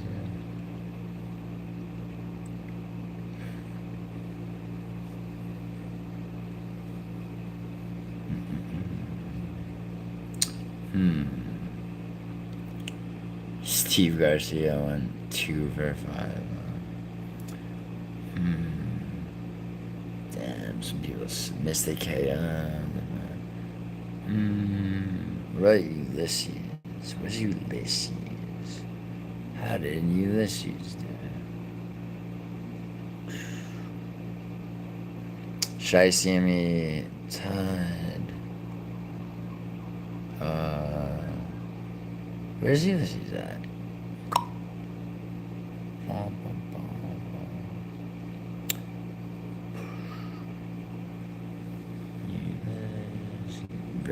Rio and oh damn, Ulysses went 14. Damn, Kazakh. 6 channels that have tracked for this event, which also include channels that make picks on less than half the color and ability is tracked. We track level, things are actual bet with profitable with the top 10 least profitable with their winner picks. With at the at least 5A wasn't in the least profitable. League is crazy. Retard. bottom for number 10 a return on investment of -18 tick in most of the channels. At the bottom a return on we have the following 10 channels in the top 10 with at the bottom a return on investment of 36.4%, and at the top we have the most profitable channel for this event have only fight on less than half of all the fights.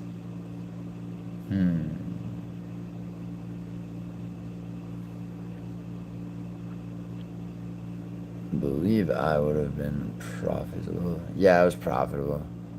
Hell yeah. By his metric, obviously, but which is a little bit flawed.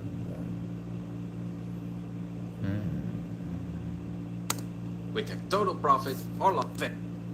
And for the method of victory predictions, the following 14 channels were the top 8 Oof. least James accurate Lynch, with their 2 method for prediction. 14. See, to predict Gandra, 3 for channels with at the bottom 8 out of 13 method of victory predictions Oh, correct nice. for 61.5%. Shiesty, and At I the don't top, submit the method.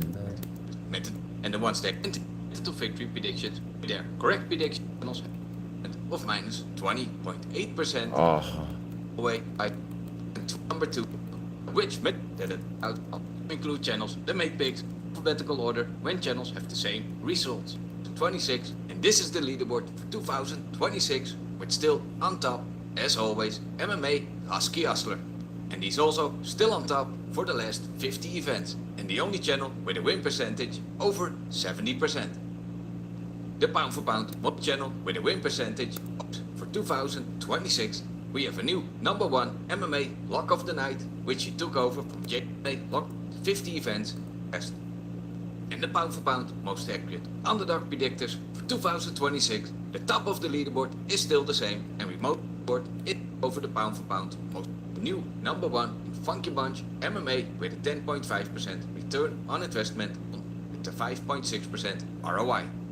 And the pound for pound most profitable from We Want Picks with an ROI Warrior Podcast with a 5 predictors return on investment 1 2026 and over with a win 40-40 victory predictors, return on investment, but for weekly go for KO ticket, Ryan Gandra, money line, 2 bets, ended up winning. Where's the losing and winning? 54 Euro Bank Gordon challenge. No, I want to see it. Emma last 4% prediction, also predictors, 3 Losing shit. also the up predictions, total predictions with the profitable prediction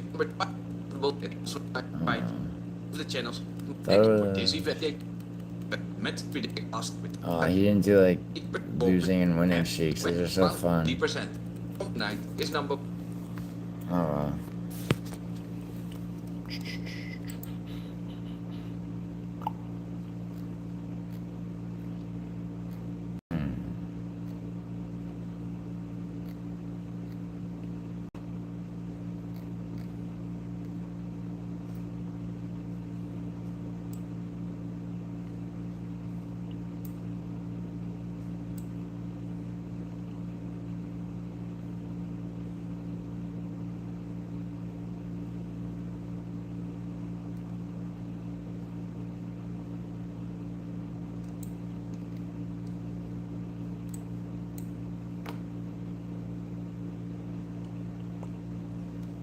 The world's against you, bro.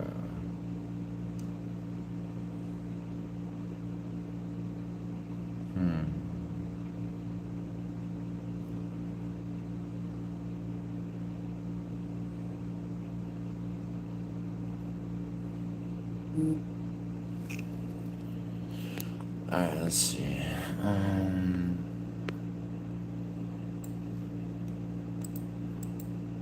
Oh, there was a Narera fight story.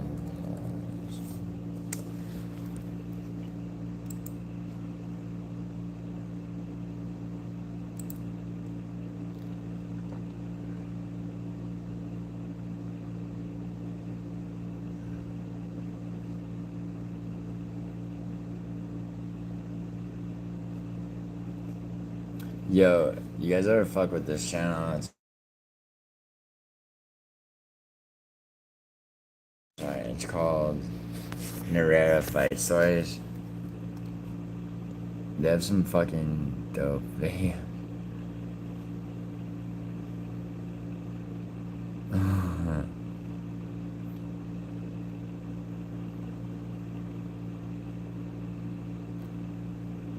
Darren Tillman's good. Yeah, this guy, yeah, that one's fucking. I don't think I've seen this. 20 wins, 20 knockouts, 0 defeats. The first Indian boxing world heavyweight champion in history. A man nicknamed the KO King with wins on 3 different continents and official recognition from the WBF and WBO mixed martial arts. Fighting in the UFC is a goal held by many young MMA fighters who dream of competing on the grandest stage that the sport has to offer. But how hard is it to actually reach the UFC? For some fighters, the road to the UFC is a long and winding one that sees them compete in grueling fights for lower level promotions and winning titles before eventually accumulating enough wins that the UFC takes notice. But for others, the road to fighting under the UFC banner and being able to technically call yourself a former UFC fighter is laughably low. In a previous video, I covered the story of the UFC's most infamous fraud, Askar Majarov, who managed to lie his way into a UFC contract thanks to deception and fraud that padded his fake record enough to earn his UFC shot. But Majarov's road to the UFC was a years-long scheme of lying and deceit that saw him traveling the world, fighting and manipulating the results of more than 10 of his fights. If Majarov had put the same effort into training as he did lying, perhaps he could have made it to the UFC on merit. But today's story covers a fraudulent fighter who put in far less effort into his lying and fakery, yet still fought on a card run by the UFC with the chance to earn himself a contract with the world's best promotion, despite his career history consisting of staged fights, absolute stat padding, and potentially even a rigged fight. This video tells the story of Sumit Kumar, the Indian fake record fraud who lied his way into fighting on a UFC card, exposing just how low is the it bar just to fight in the rotated for UFC that? can get as the promotion continues to expand globally. Let's get into the video.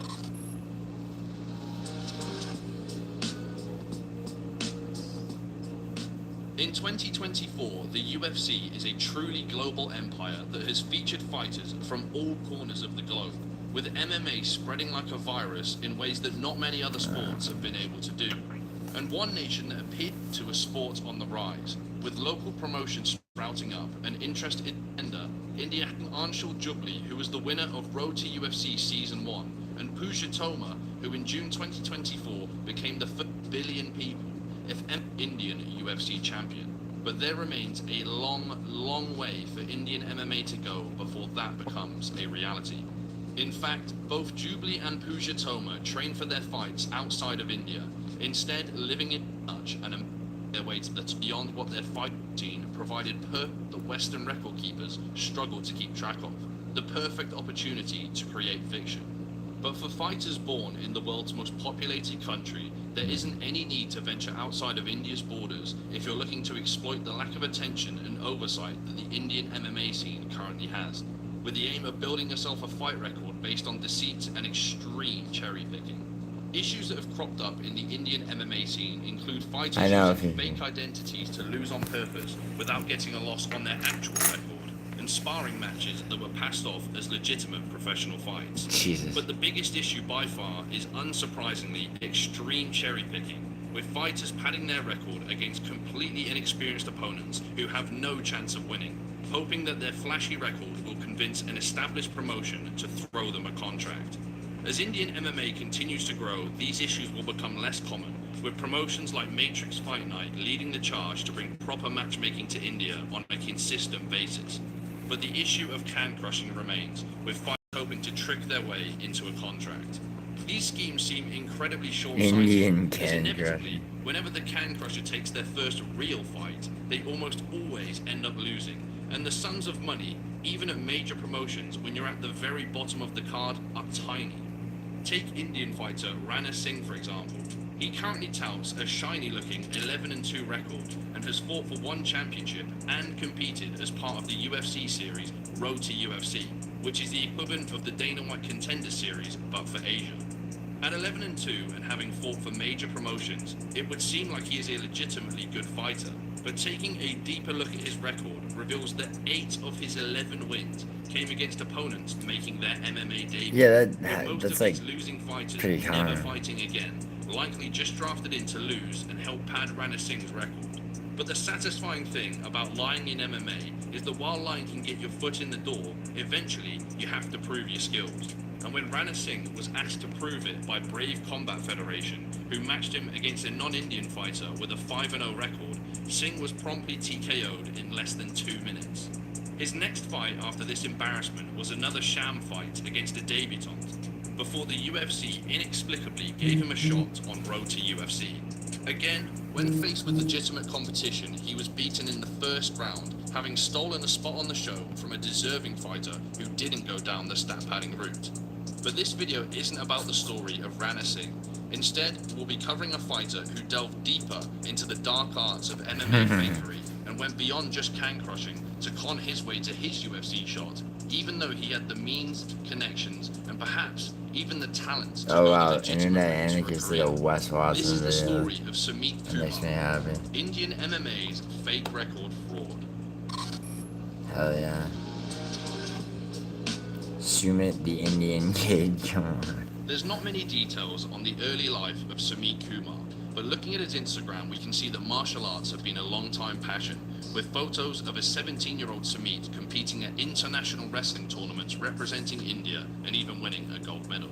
From these early pictures, we can also clearly see a guy in great shape sporting a tattoo of the Olympic rings on his arm. Sumit has never competed in the Olympics, so the tattoo seems a bit strange to me, as I thought you'd get the Olympic rings tattooed after competing at the Games, but I'm assuming it was supposed to inspire him to qualify to wrestle at the Olympics.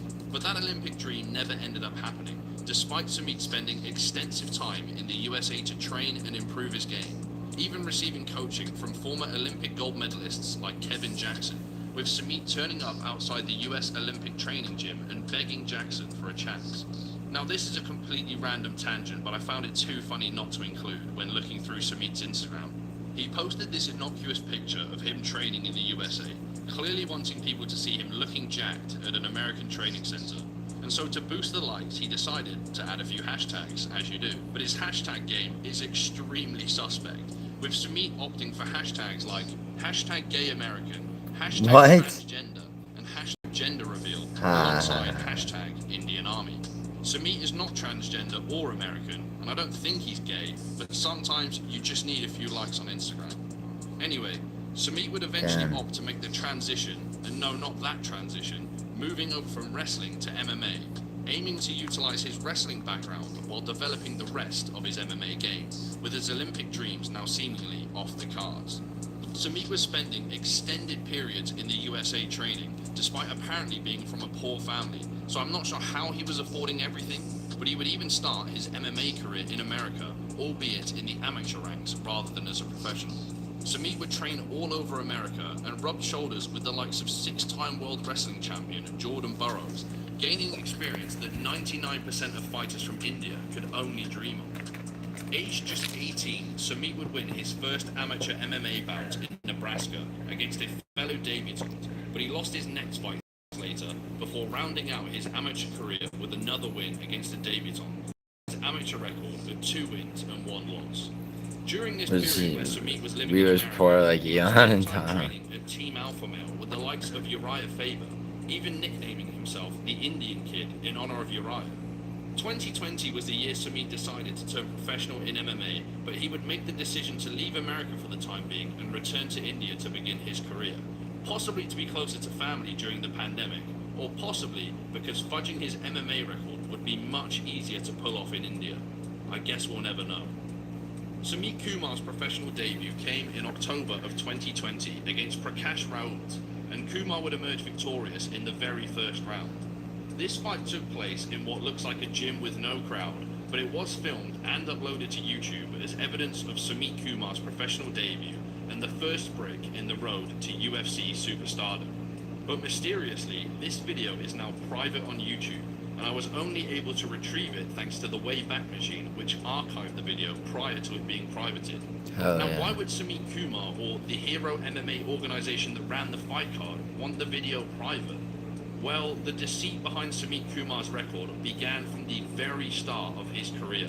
His opponent on the night in Prakash Raoult wasn't actually named Prakash Raoult. His real name was Mukul Anand, but he was fighting under a fake name, so this inevitable loss to Sumit would end up on his fictional record rather than his own real record. Now this is a bad look, but you could argue that Sumit had no idea his opponent was faking his identity and is completely innocent. On the other hand, if Sumit did know, and that is not out of the question given the path he would later take his career, it begs the question of whether his opponent was even paid to lose. That's an extremely serious allegation to throw around, and it's not one that I make lightly. But MMA record-keeping service Tapology, who are far deeper in the weeds on this stuff than almost anyone in the world, have this fight flagged on their database as ineligible. Dude, Shabazian's brother had a fight flagged for legitimacy questions. Losing a fight on purpose for financial gain. Given how low-level this fight was, we may never know if Sumit Kumar knew about his opponent's fakery and whether the opponent was paid off. But it is a horrendous look for him in his debut, given what comes after. But this fakery went undiscovered for the time being, and Sumit stood with a 1-0 professional record, ready to move on and progress his career. His next fight would arrive just 2 months later, and after they found him a fake opponent who was possibly paid to lose, Sumit would fight again for the Hero promotion in the same gym against a fighter making his debut. I couldn't actually find full video of this fight, but I was able to find this clip showing Sumit wildly swinging on an opponent who looks hopelessly outmatched, eventually getting the stoppage. Sumit's opponent would never fight again after this debut bout. Sumit, on the other hand, was back in action just 5 days after this win, with a fight on Christmas Day against an opponent with a 2-win and 1-loss record. Sounds like a fair matchup on the face of it. Sumit would secure the win in the second round of the fight via submission, but this fight has also been ruled ineligible to be counted on his record by Tapology. As the promotion it was held under, Yogya MMA Empire, has been found to try and classify sparring bouts that do not feature hard contact as fully professional fights. This does not mean that Sumit's fight itself was a sparring match, but the promotion he fought under is disreputable enough that Tapology does not count any fights from Yogya MMA as legitimate, and the promotion would host only one more event after this before ceasing to exist, now that it could no longer be used as a vehicle to pad records with fake fights. Video does exist of this fight, and in my opinion, this one was a real fight, as Sumit certainly looks to be going for the knockout, so perhaps he is a victim of the promotion's bad reputation here. But either way, 2 of his first 3 fights are not counted by Tapology as real wins, and his Tapology record was just 1-0. For Sumit's next fight, he would go back to the ever-reliable and prestigious The Hero promotion to compete in the gym again, with The Hero managing to find Sumit a fight against another debutant fighter in Rakesh Bagri, who was promptly submitted after just over a minute of the fight. His opponent looks much, much smaller than him, and unsurprisingly, he would go on to never fight again, with his loss to Sumit Kumar being the only fight on his career record. There's no way to sugarcoat it, this was bottom of the barrel competition, and it's even worse when you realise that Sumit was training at Team Alpha Male and across America, and was flying all the way back to India just to beat up undersized debutants. But Sumit, now 4-0, at least in his mind anyway, had his sights set on the UFC after this fight, stating that Dana White had followed him on Instagram and he expected to join the UFC soon. And I hope I will be soon next good ring like UFC. You can check my Instagram. Dana White uncle, you know UFC owner. Dana White's uncle. I'm first Indian, so he followed me. So definitely I will go in UFC. Thank you. But the UFC call didn't come, and instead, he continued to fight in India for the time being, taking 2 fights on the same night with a new promotion. With his record now standing at 4-0, Sumit decided to test himself in these next 2 bouts, and they both came against opponents with records of, and I'll let you guess, yep, 0 wins and 0 defeats. Another 2 debutants who would both get beaten easily and then conveniently never fight again, with one of the fights in particular ending with a very dodgy looking knockout in my amateur opinion.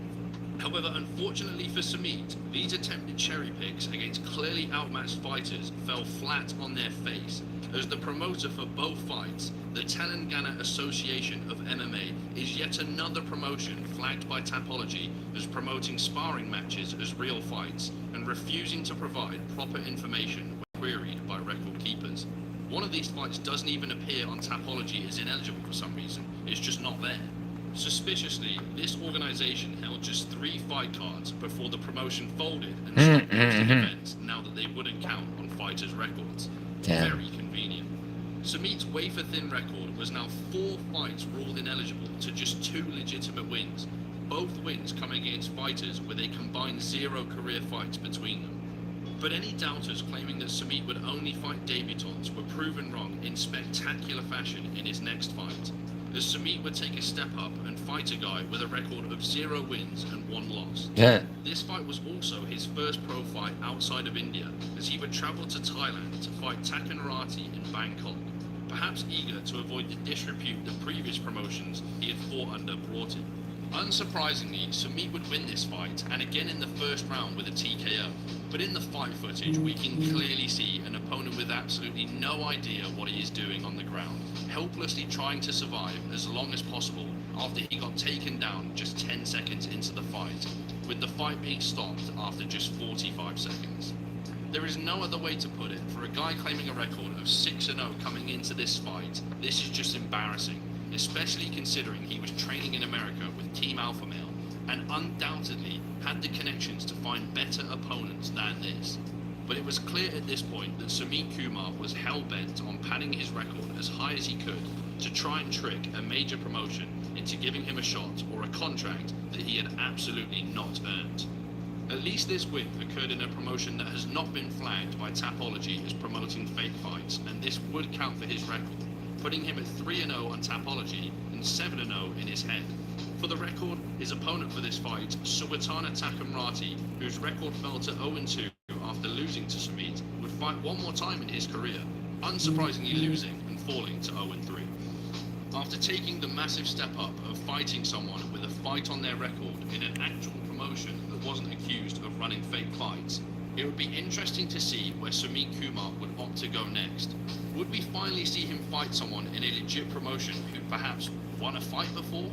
Surely, if he was dreaming of the UFC, as we know he was from his calls for Dana to sign him, perhaps at 7-0 it was now time for him to prove himself and make his case for the UFC.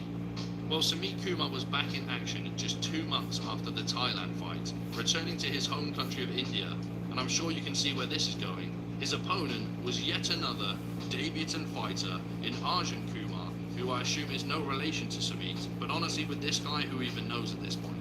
I'll spare you the entire fight because we know exactly where it's going, but at one point Sumit lands a nasty looking kick on his grounded opponent, and he would get himself a point taken off. Fair play to his opponent because he would fight on after a break to recover, before tapping very quickly to a guillotine choke not long after. Surprisingly, Sumit's debutant opponent on this night in Arjun Kumar continued his career after this defeat, eventually building a record of 12 wins and 3 losses, and he now fights in 1 championship. No, I'm kidding. He would never fight again, and his record remains 1 fight and 1 defeat. The decision by Sumit Kumar to keep fighting absolute cans with no real fighting experience was baffling, considering the work the UFC was doing to open the door to prospects across Asia and give them a real shot at earning themselves a UFC contract. Realizing the potential of the region, the UFC had launched what was effectively an Asian version of Dana White's Contender Series in the form of Road to UFC, which debuted in June 2022, in between Sumit's latest fights and his previous fight in Thailand. Road to UFC Season 1 featured fighters from across Asia, including Thailand, South Korea, China, and yes, India.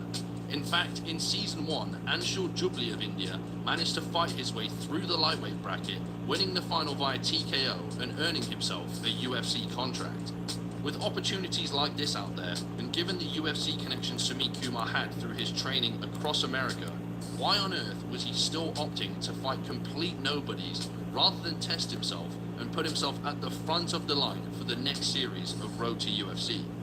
Anshul Jubli, who was now a UFC fighter, had fought his entire career in India at Matrix Fight Night, and in his MMA debut, he opted to fight someone with a 4-0 record, betting on himself from the very beginning of his career. Whereas Sumit Kumar was 8-0 in his head, yet those 8 opponents did not have 4 career wins combined, and that's not even getting into the fact that half of these fights are deemed ineligible by Tapology. The bar to get onto Road to UFC is not impossibly high. In fact, 1 good win would surely have put Sumit Kumar onto the show, especially as he had a significant social media following. So why was he so content on not challenging himself and padding his record all the way to 8-0? Well, the reason he didn't push himself is because there was no need to. Unbelievably, despite the fact Sumit Kumar had only ever fought 1 fighter with a win on his record, he was named as one of the prospects selected for Season 2 of Road to UFC. I don't even know how this is possible, to be honest, as with even 5 minutes of research, the UFC could have pulled his Tapology page, or even his Sherdog page, and learned that the level of competition he had faced to this point was a complete joke, and he was in no way ready or deserving of a shot to win a UFC contract. Asia has a population of over 4 billion people, and there is no way that you can convince me there wasn't another flyweight out there way more deserving of this opportunity, who had it stolen by a guy who deliberately chose the easiest possible path. Now this is the part where I want to get your opinion. Road to UFC Season 2 was obviously hosted and ran by the UFC. It was promoted by the UFC, it was shown on UFC Fight Pass, and it was presented in the same way as any other UFC card. Does competing in this show technically mean you have fought for the UFC, and can you call yourself a UFC fighter? The prize for winning the tournament is a contract with the UFC, so it's debatable if competing on the show counts as being a UFC fighter. But if it does count, then Sumit Kumar had made it all the way to the top level of MMA by cherry-picking debutants and fighting in shady promotions across India, highlighting just how low the bar can be to fight for the UFC, even in the modern age where the sport has progressed an unimaginable amount.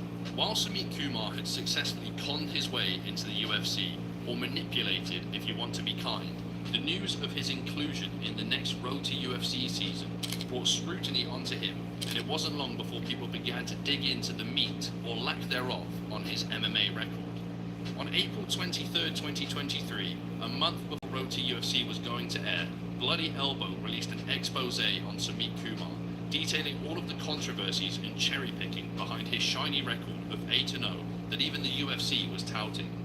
This included exposing the Prakash Raut scam of a fighter using a fake name to lose, among the other issues with his record. This article also included a quote from Indian MMA insider Rahul Chhabra, labeling Sumit's UFC shot as an all-time low for Indian MMA that could convince other fighters to follow the path of deceit to try and make it in MMA. But despite some of the media bringing Sumit's deception to light, he would go on to compete in Road to UFC Season 2, finally ready to make the step up and fight some real competition. But this is the point where these schemes of lying begin to make no sense. At least in boxing, you have a shot at BSing your way into an actually lucrative fight that could pay substantial money. But in MMA, by the time you're asked to prove yourself against real competition, the pay on offer is laughably small, to the point you may as well just spend those years working in McDonald's. Given the price for winning Road to UFC was a UFC contract that almost certainly pays something like $12,000 to fight and $12,000 to win, we can assume fighting on the show itself pays even less. So if Sumit Kumar couldn't hang with actual competition, his payout for this years-long run of fraud and deception was likely to be less than $10,000, which is not a substantial amount for a guy regularly flying to the US to train with Team Alphabet. On the other hand, perhaps he was legitimately good, and now was his chance to prove it. His first bout in the Road to UFC flyweight tournament came against Seung-Guk Choi, a South Korean fighter with 6 wins and 2 defeats, who had made it to the finals of Season 1 of Road to UFC before losing. Guk Choi's 6 career wins meant that he had double the wins of all of Sumit Kumar's previous opponents combined. Damn. But Guk Choi hadn't overcome the insurmountable odds Sumit Kumar had faced on his epic road to the UFC, a fact that was recognized by the UFC broadcast, who inexplicably gave Sumit Kumar the edge in desire, as he'd shown how bad he wanted it by flying across the world constantly to find mismatches while training in California. It was finally time for Sumit Kumar to prove himself, and well, honestly, you might have been expecting him to get absolutely smoked given his embarrassing level of competition. But let's not forget, Sumit does have a strong wrestling background, honed for many years when he was hoping to make the Olympics. Additionally, he had been able to spend over a year training with Team Alpha Male, even being announced as fighting out of Sacramento, California. Sumit was actually able to hang in round 1, landing 4 takedowns, but he wasn't able to do much with them, and he definitely lost the round, in my opinion.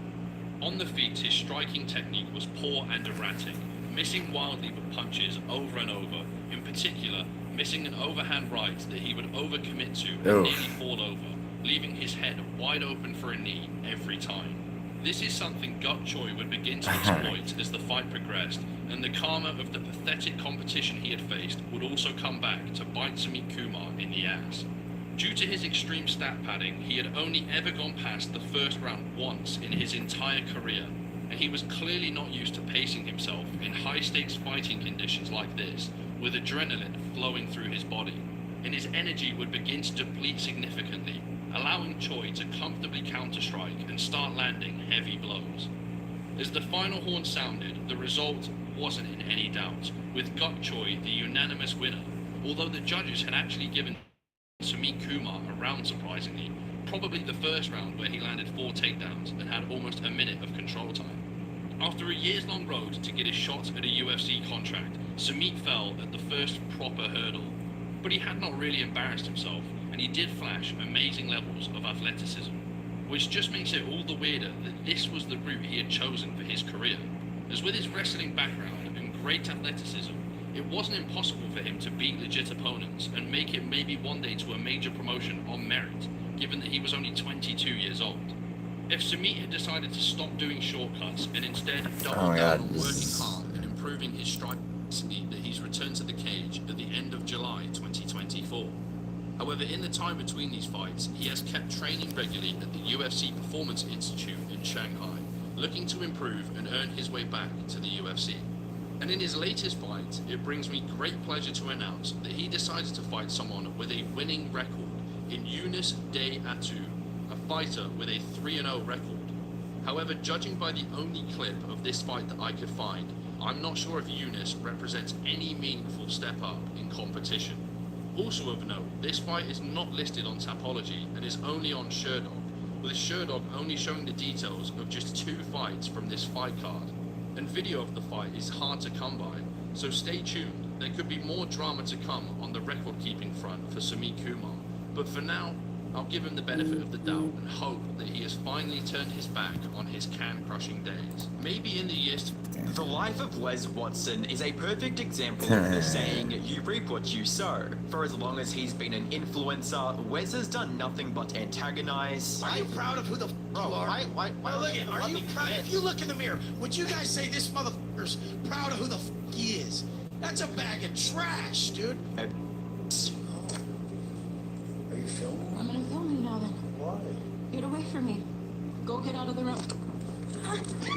And attack anyone who got on his bad side. Hell yeah. Wes Watson makes me fucking. This guy Wes is. built up the persona of being a macho ex-con that didn't have to answer to anyone because he looked physically imposing, had a criminal background, and a few luxury watches. Unsurprisingly, Wes took that tough guy persona a little too far and thought he was above the law. 5 felony charges later, and Wes is about to end his online career exactly where he started it, behind bars. 42-year-old Wesley Watson stands before a judge after police say he severely beat his girlfriend just a couple of months. So we're here on 5 counts for Mr. Watson. Watson was in bond court on Thursday facing several charges where the state laid out even more details about what happened early Sunday morning. He had his own personal employees renting her. He had his own personal employees oversee her. Hell what yeah. she was doing on the phone, Your Honor. I think there's even made reference to the victim that she effectively felt that she was being held hostage. Hi, I'm the Internet Anarchist. I create weekly YouTube documentaries, and today, fortune did to his already unstable psyche, and why he would have been better off if he never became an influencer.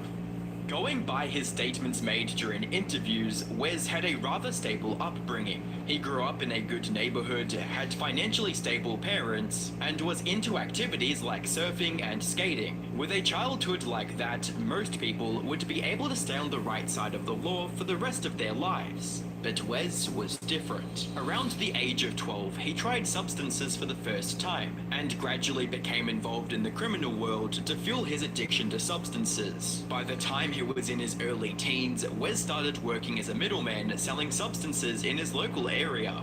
I was a surfer skater kid. Had a good ass life. We had a nice house. We lived good. My parents took really good care of us. Showed us a good childhood, good upbringing. But I started smoking weed.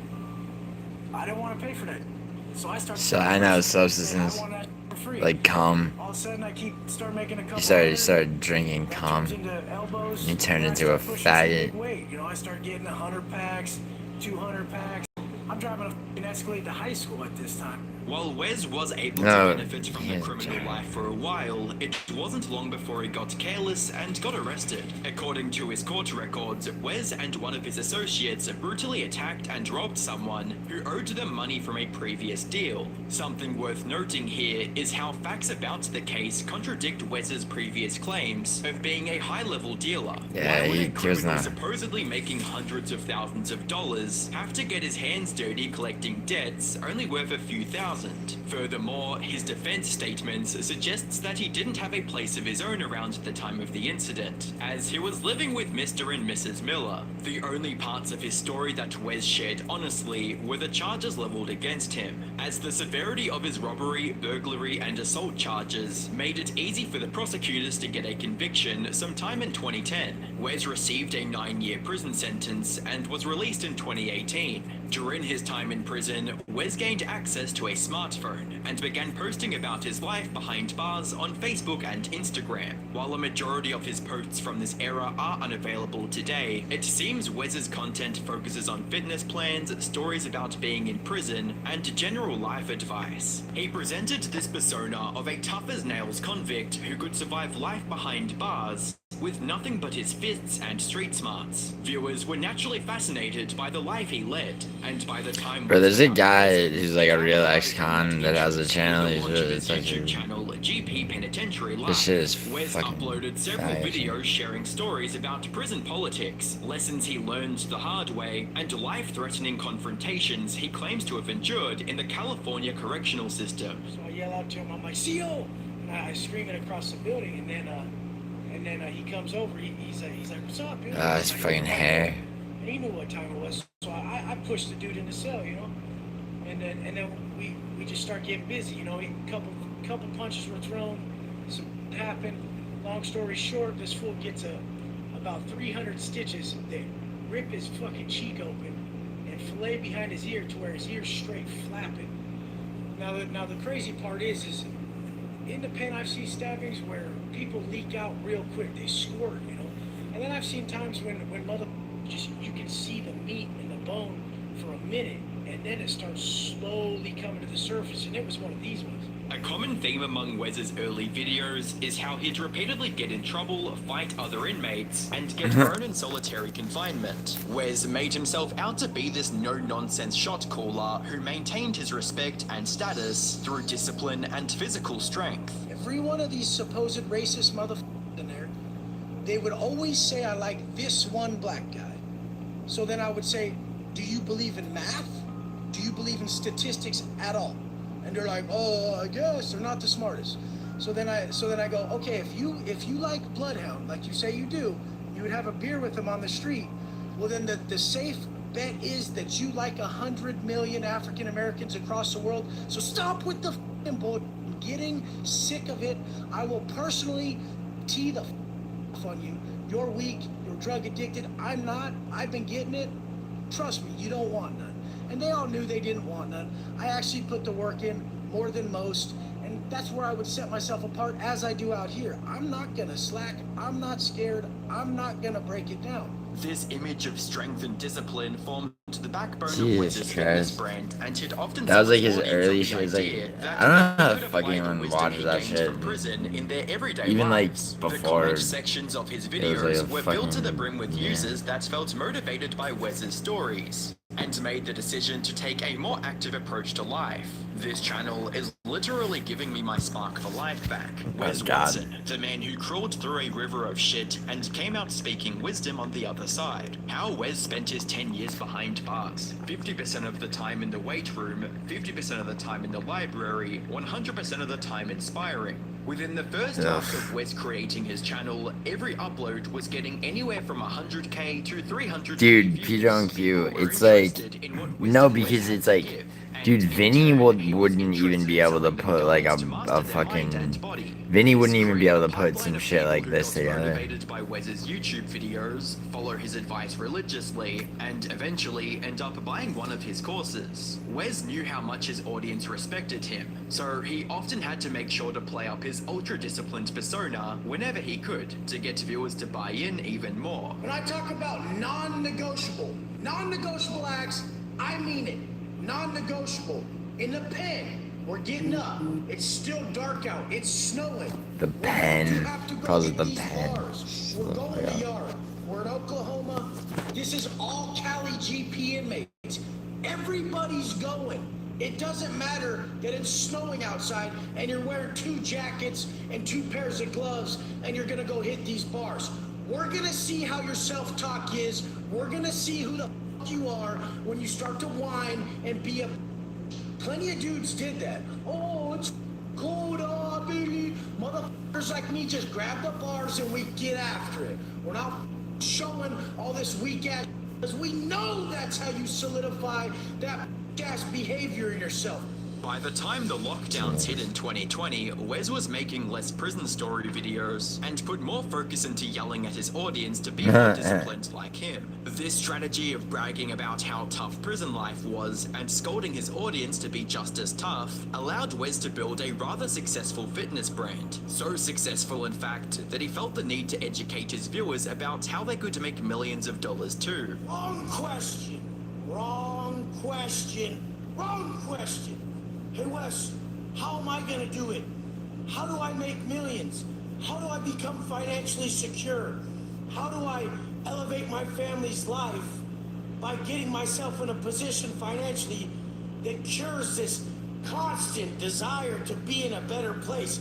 You don't chase money. You have to ask yourself this question. Who do I need to become to attract millions of dollars?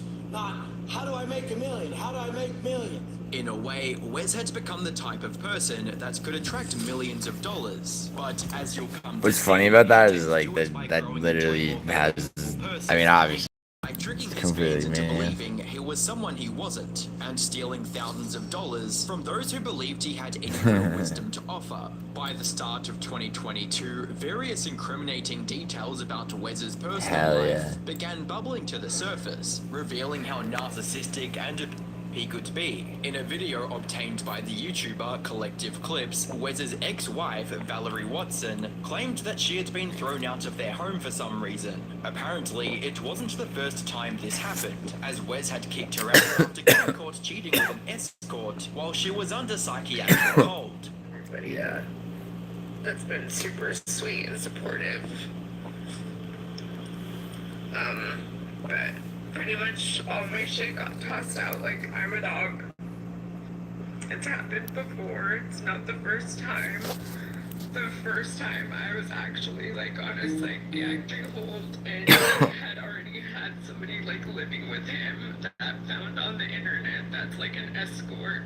I don't know who she is. I'm sorry. It just sucks. I have held my tongue for way too long to protect him. It's not happening anymore. She went on to state that Wes had never practiced what he... Yo, Tommy, I'm sorry to fucking tell you your fucking hero, Wes Watson's like kind of a bad person, bro. Physically her and had a pattern of betraying people closest to him. He does not follow any rules that he gives you guys. And it's to the point where it's disgusting. Yo, Tommy, this is gonna be like... this is gonna be Jen, like, you know, fucking, like, being like, Gio is horrible. He never fucking told me, he never even let me come to his house. And then one day he was gone. Fucking, I used to cook for him. I was cooking for him by the time he was... He will leave you in the gutter. And I hope he's extremely happy. Like, he moves on like nothing because he is completely codependent. Wait, that doesn't make sense. He moves on, but he's completely... Want to be attached to him 24/7. So I hope that Oh, okay, I get what you're saying. you and Rebecca are very happy. Oh, yeah, no, I saw that. I was literally waiting till this was done, till the part with that was done, to play this. He's live at the UFC building. Ladies and gentlemen, except for the people. Oh, he's spending crazy. Their hard-earned money, ladies and gentlemen. Oh, yeah, he fucking, dude, Douglas was kind of alluding to this. Oh, he's vertical. He's stealing. This whole thing's a scam, ladies and gentlemen. What the? Oh my God, he's fucking. Hold on. Ladies and gentlemen, right here. All right, let me see if I can bring him down to earth with like a. Ladies and gentlemen, Yeah. Okay. Yeah, I'm driven by it too. right here, we're gonna go over a few things, ladies and gentlemen. They're not gonna like. Let's get on some flat land. Like the clown. The clown lives on flat land, ladies and gentlemen. Arkansas is the Ozarks Put a long Mountains. driveway like this too, ladies and gentlemen. What the fuck? Let's see if they're gonna call the Dude, Tom, FBI, I ladies pulled it and up, you gentlemen. dummy. Fucking They retard. call the FBI, ladies and gentlemen. I'm telling you, the FBI should be called, ladies and gentlemen. What is he talking about? Dude, he's vertical, so he can't drop a link.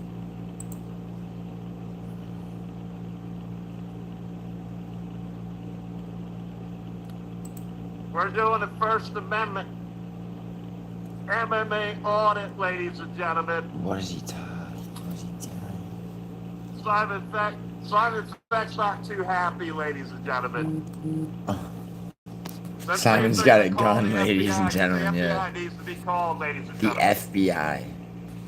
Public vetting, ladies and gentlemen. There's rules, ladies and gentlemen. What? He's gonna get arrested. To let people know if you have an injury, ladies and gentlemen. 3 days ago, Conor McGregor's going into pain management.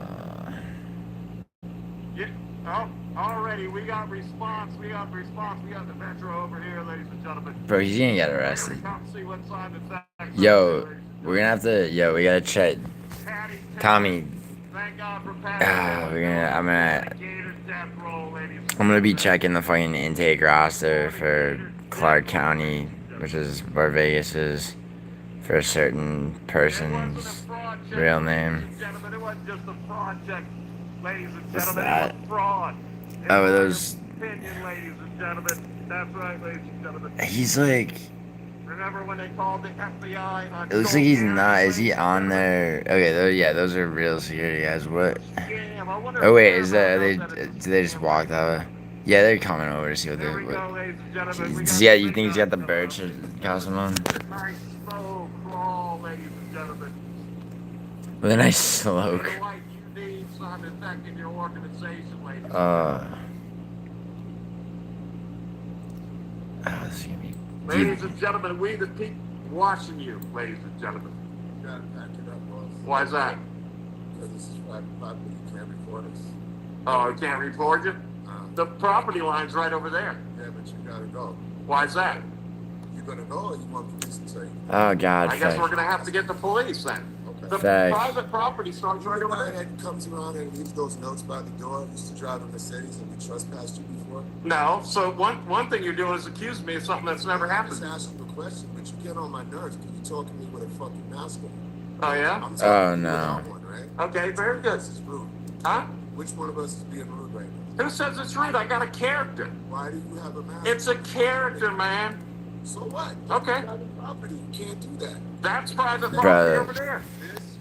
Bro, this is The funny. sidewalk is private. Yes. I looked it up. I mean, Tommy, yeah, it'll be fine Yes. for you and me. This is city over here. You're done. No. Bro, he's unraveling. He's That fucking property over there, unraveling. Your private. Listen to me. done. Your private property. Your private. You're done. Don't touch You can it. tape over there. Oh God. Tape over The there. private. I don't want The to private property goes right up to the street over there. Here, it goes right up this. Right. I don't want to talk anymore. You gotta go. No, I don't have to go. Yeah, you do. No, I don't. All right, cool. So now we let Metro do it. I try to be cool with you. You didn't do it anyways. I'm just here doing a UFC like MMA story, okay, and just getting that signed and out. You guys are being rude. We're not being rude. I asked you to go. You told me no. That's right. This is public property. You can't be here recording, bro. Why is that? We'll let somebody else do it. All right. Did it before. My job right on a Sunday morning, then it is what it is. Yeah, jeez. This guy doesn't want to fucking call the fucking Jakes on him. Huh? Well, they don't say anything. You got to read them. See what I mean? The fucking smart ass. Talking me with. Yeah. Dude, I mean, the cops are gonna make him leave. It was the biggest gate in history, ladies and gentlemen. Jesus Christ. The biggest gate in history. That's what I'm telling you. The biggest gate in history, ladies and gentlemen. The reason they didn't stop it before it even started, ladies and gentlemen, because it was the biggest gate, ladies and gentlemen. I mean, people get hung. Why is he going? I don't even understand the point of going to the fucking. Conor is being. Going to the Apex. It's not even where the fucking card was. Conor's been seen at the pain management 3 days ahead. Not like any other fighter hasn't had pain management, ladies and gentlemen.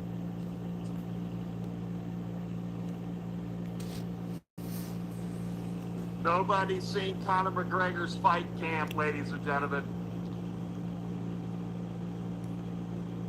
I mean, yeah, whatever. At the ceremonial weigh-in, I mean, anybody's had a hard time getting their pants off, right? You know, when you're standing up, right? They get caught around your ankles. Yeah, this guy doesn't fucking know shit about that, though. Just like when he was getting ready to get into cage, ladies and gentlemen. When he was getting ready to get into cage, he did that hop. The right foot looked like it was hurt, ladies and gentlemen. Max Holloway says, hey, listen, I knew something was wrong. He said that at the press conference. He knew something was wrong before the fight even started, ladies and gentlemen.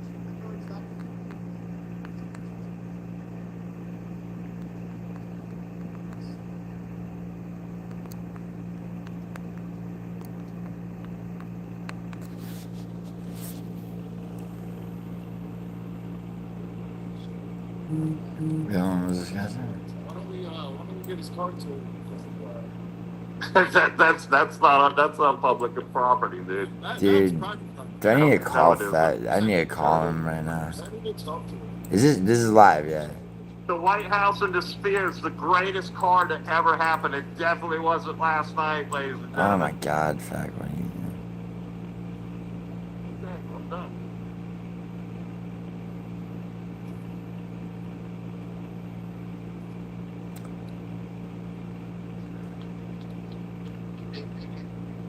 Wait, what the fuck? I mean, he's allowed to cross the street there, right? Yeah.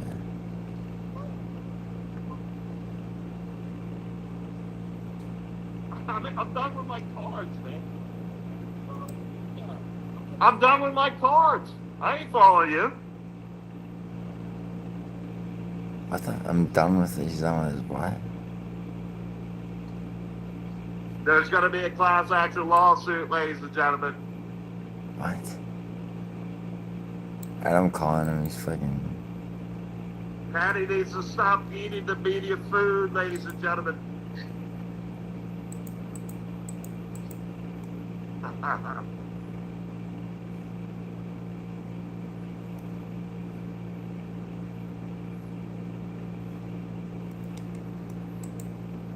Did he walk there?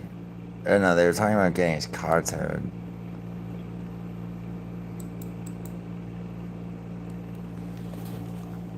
They're out here giving Simon a hard time, ladies and gentlemen.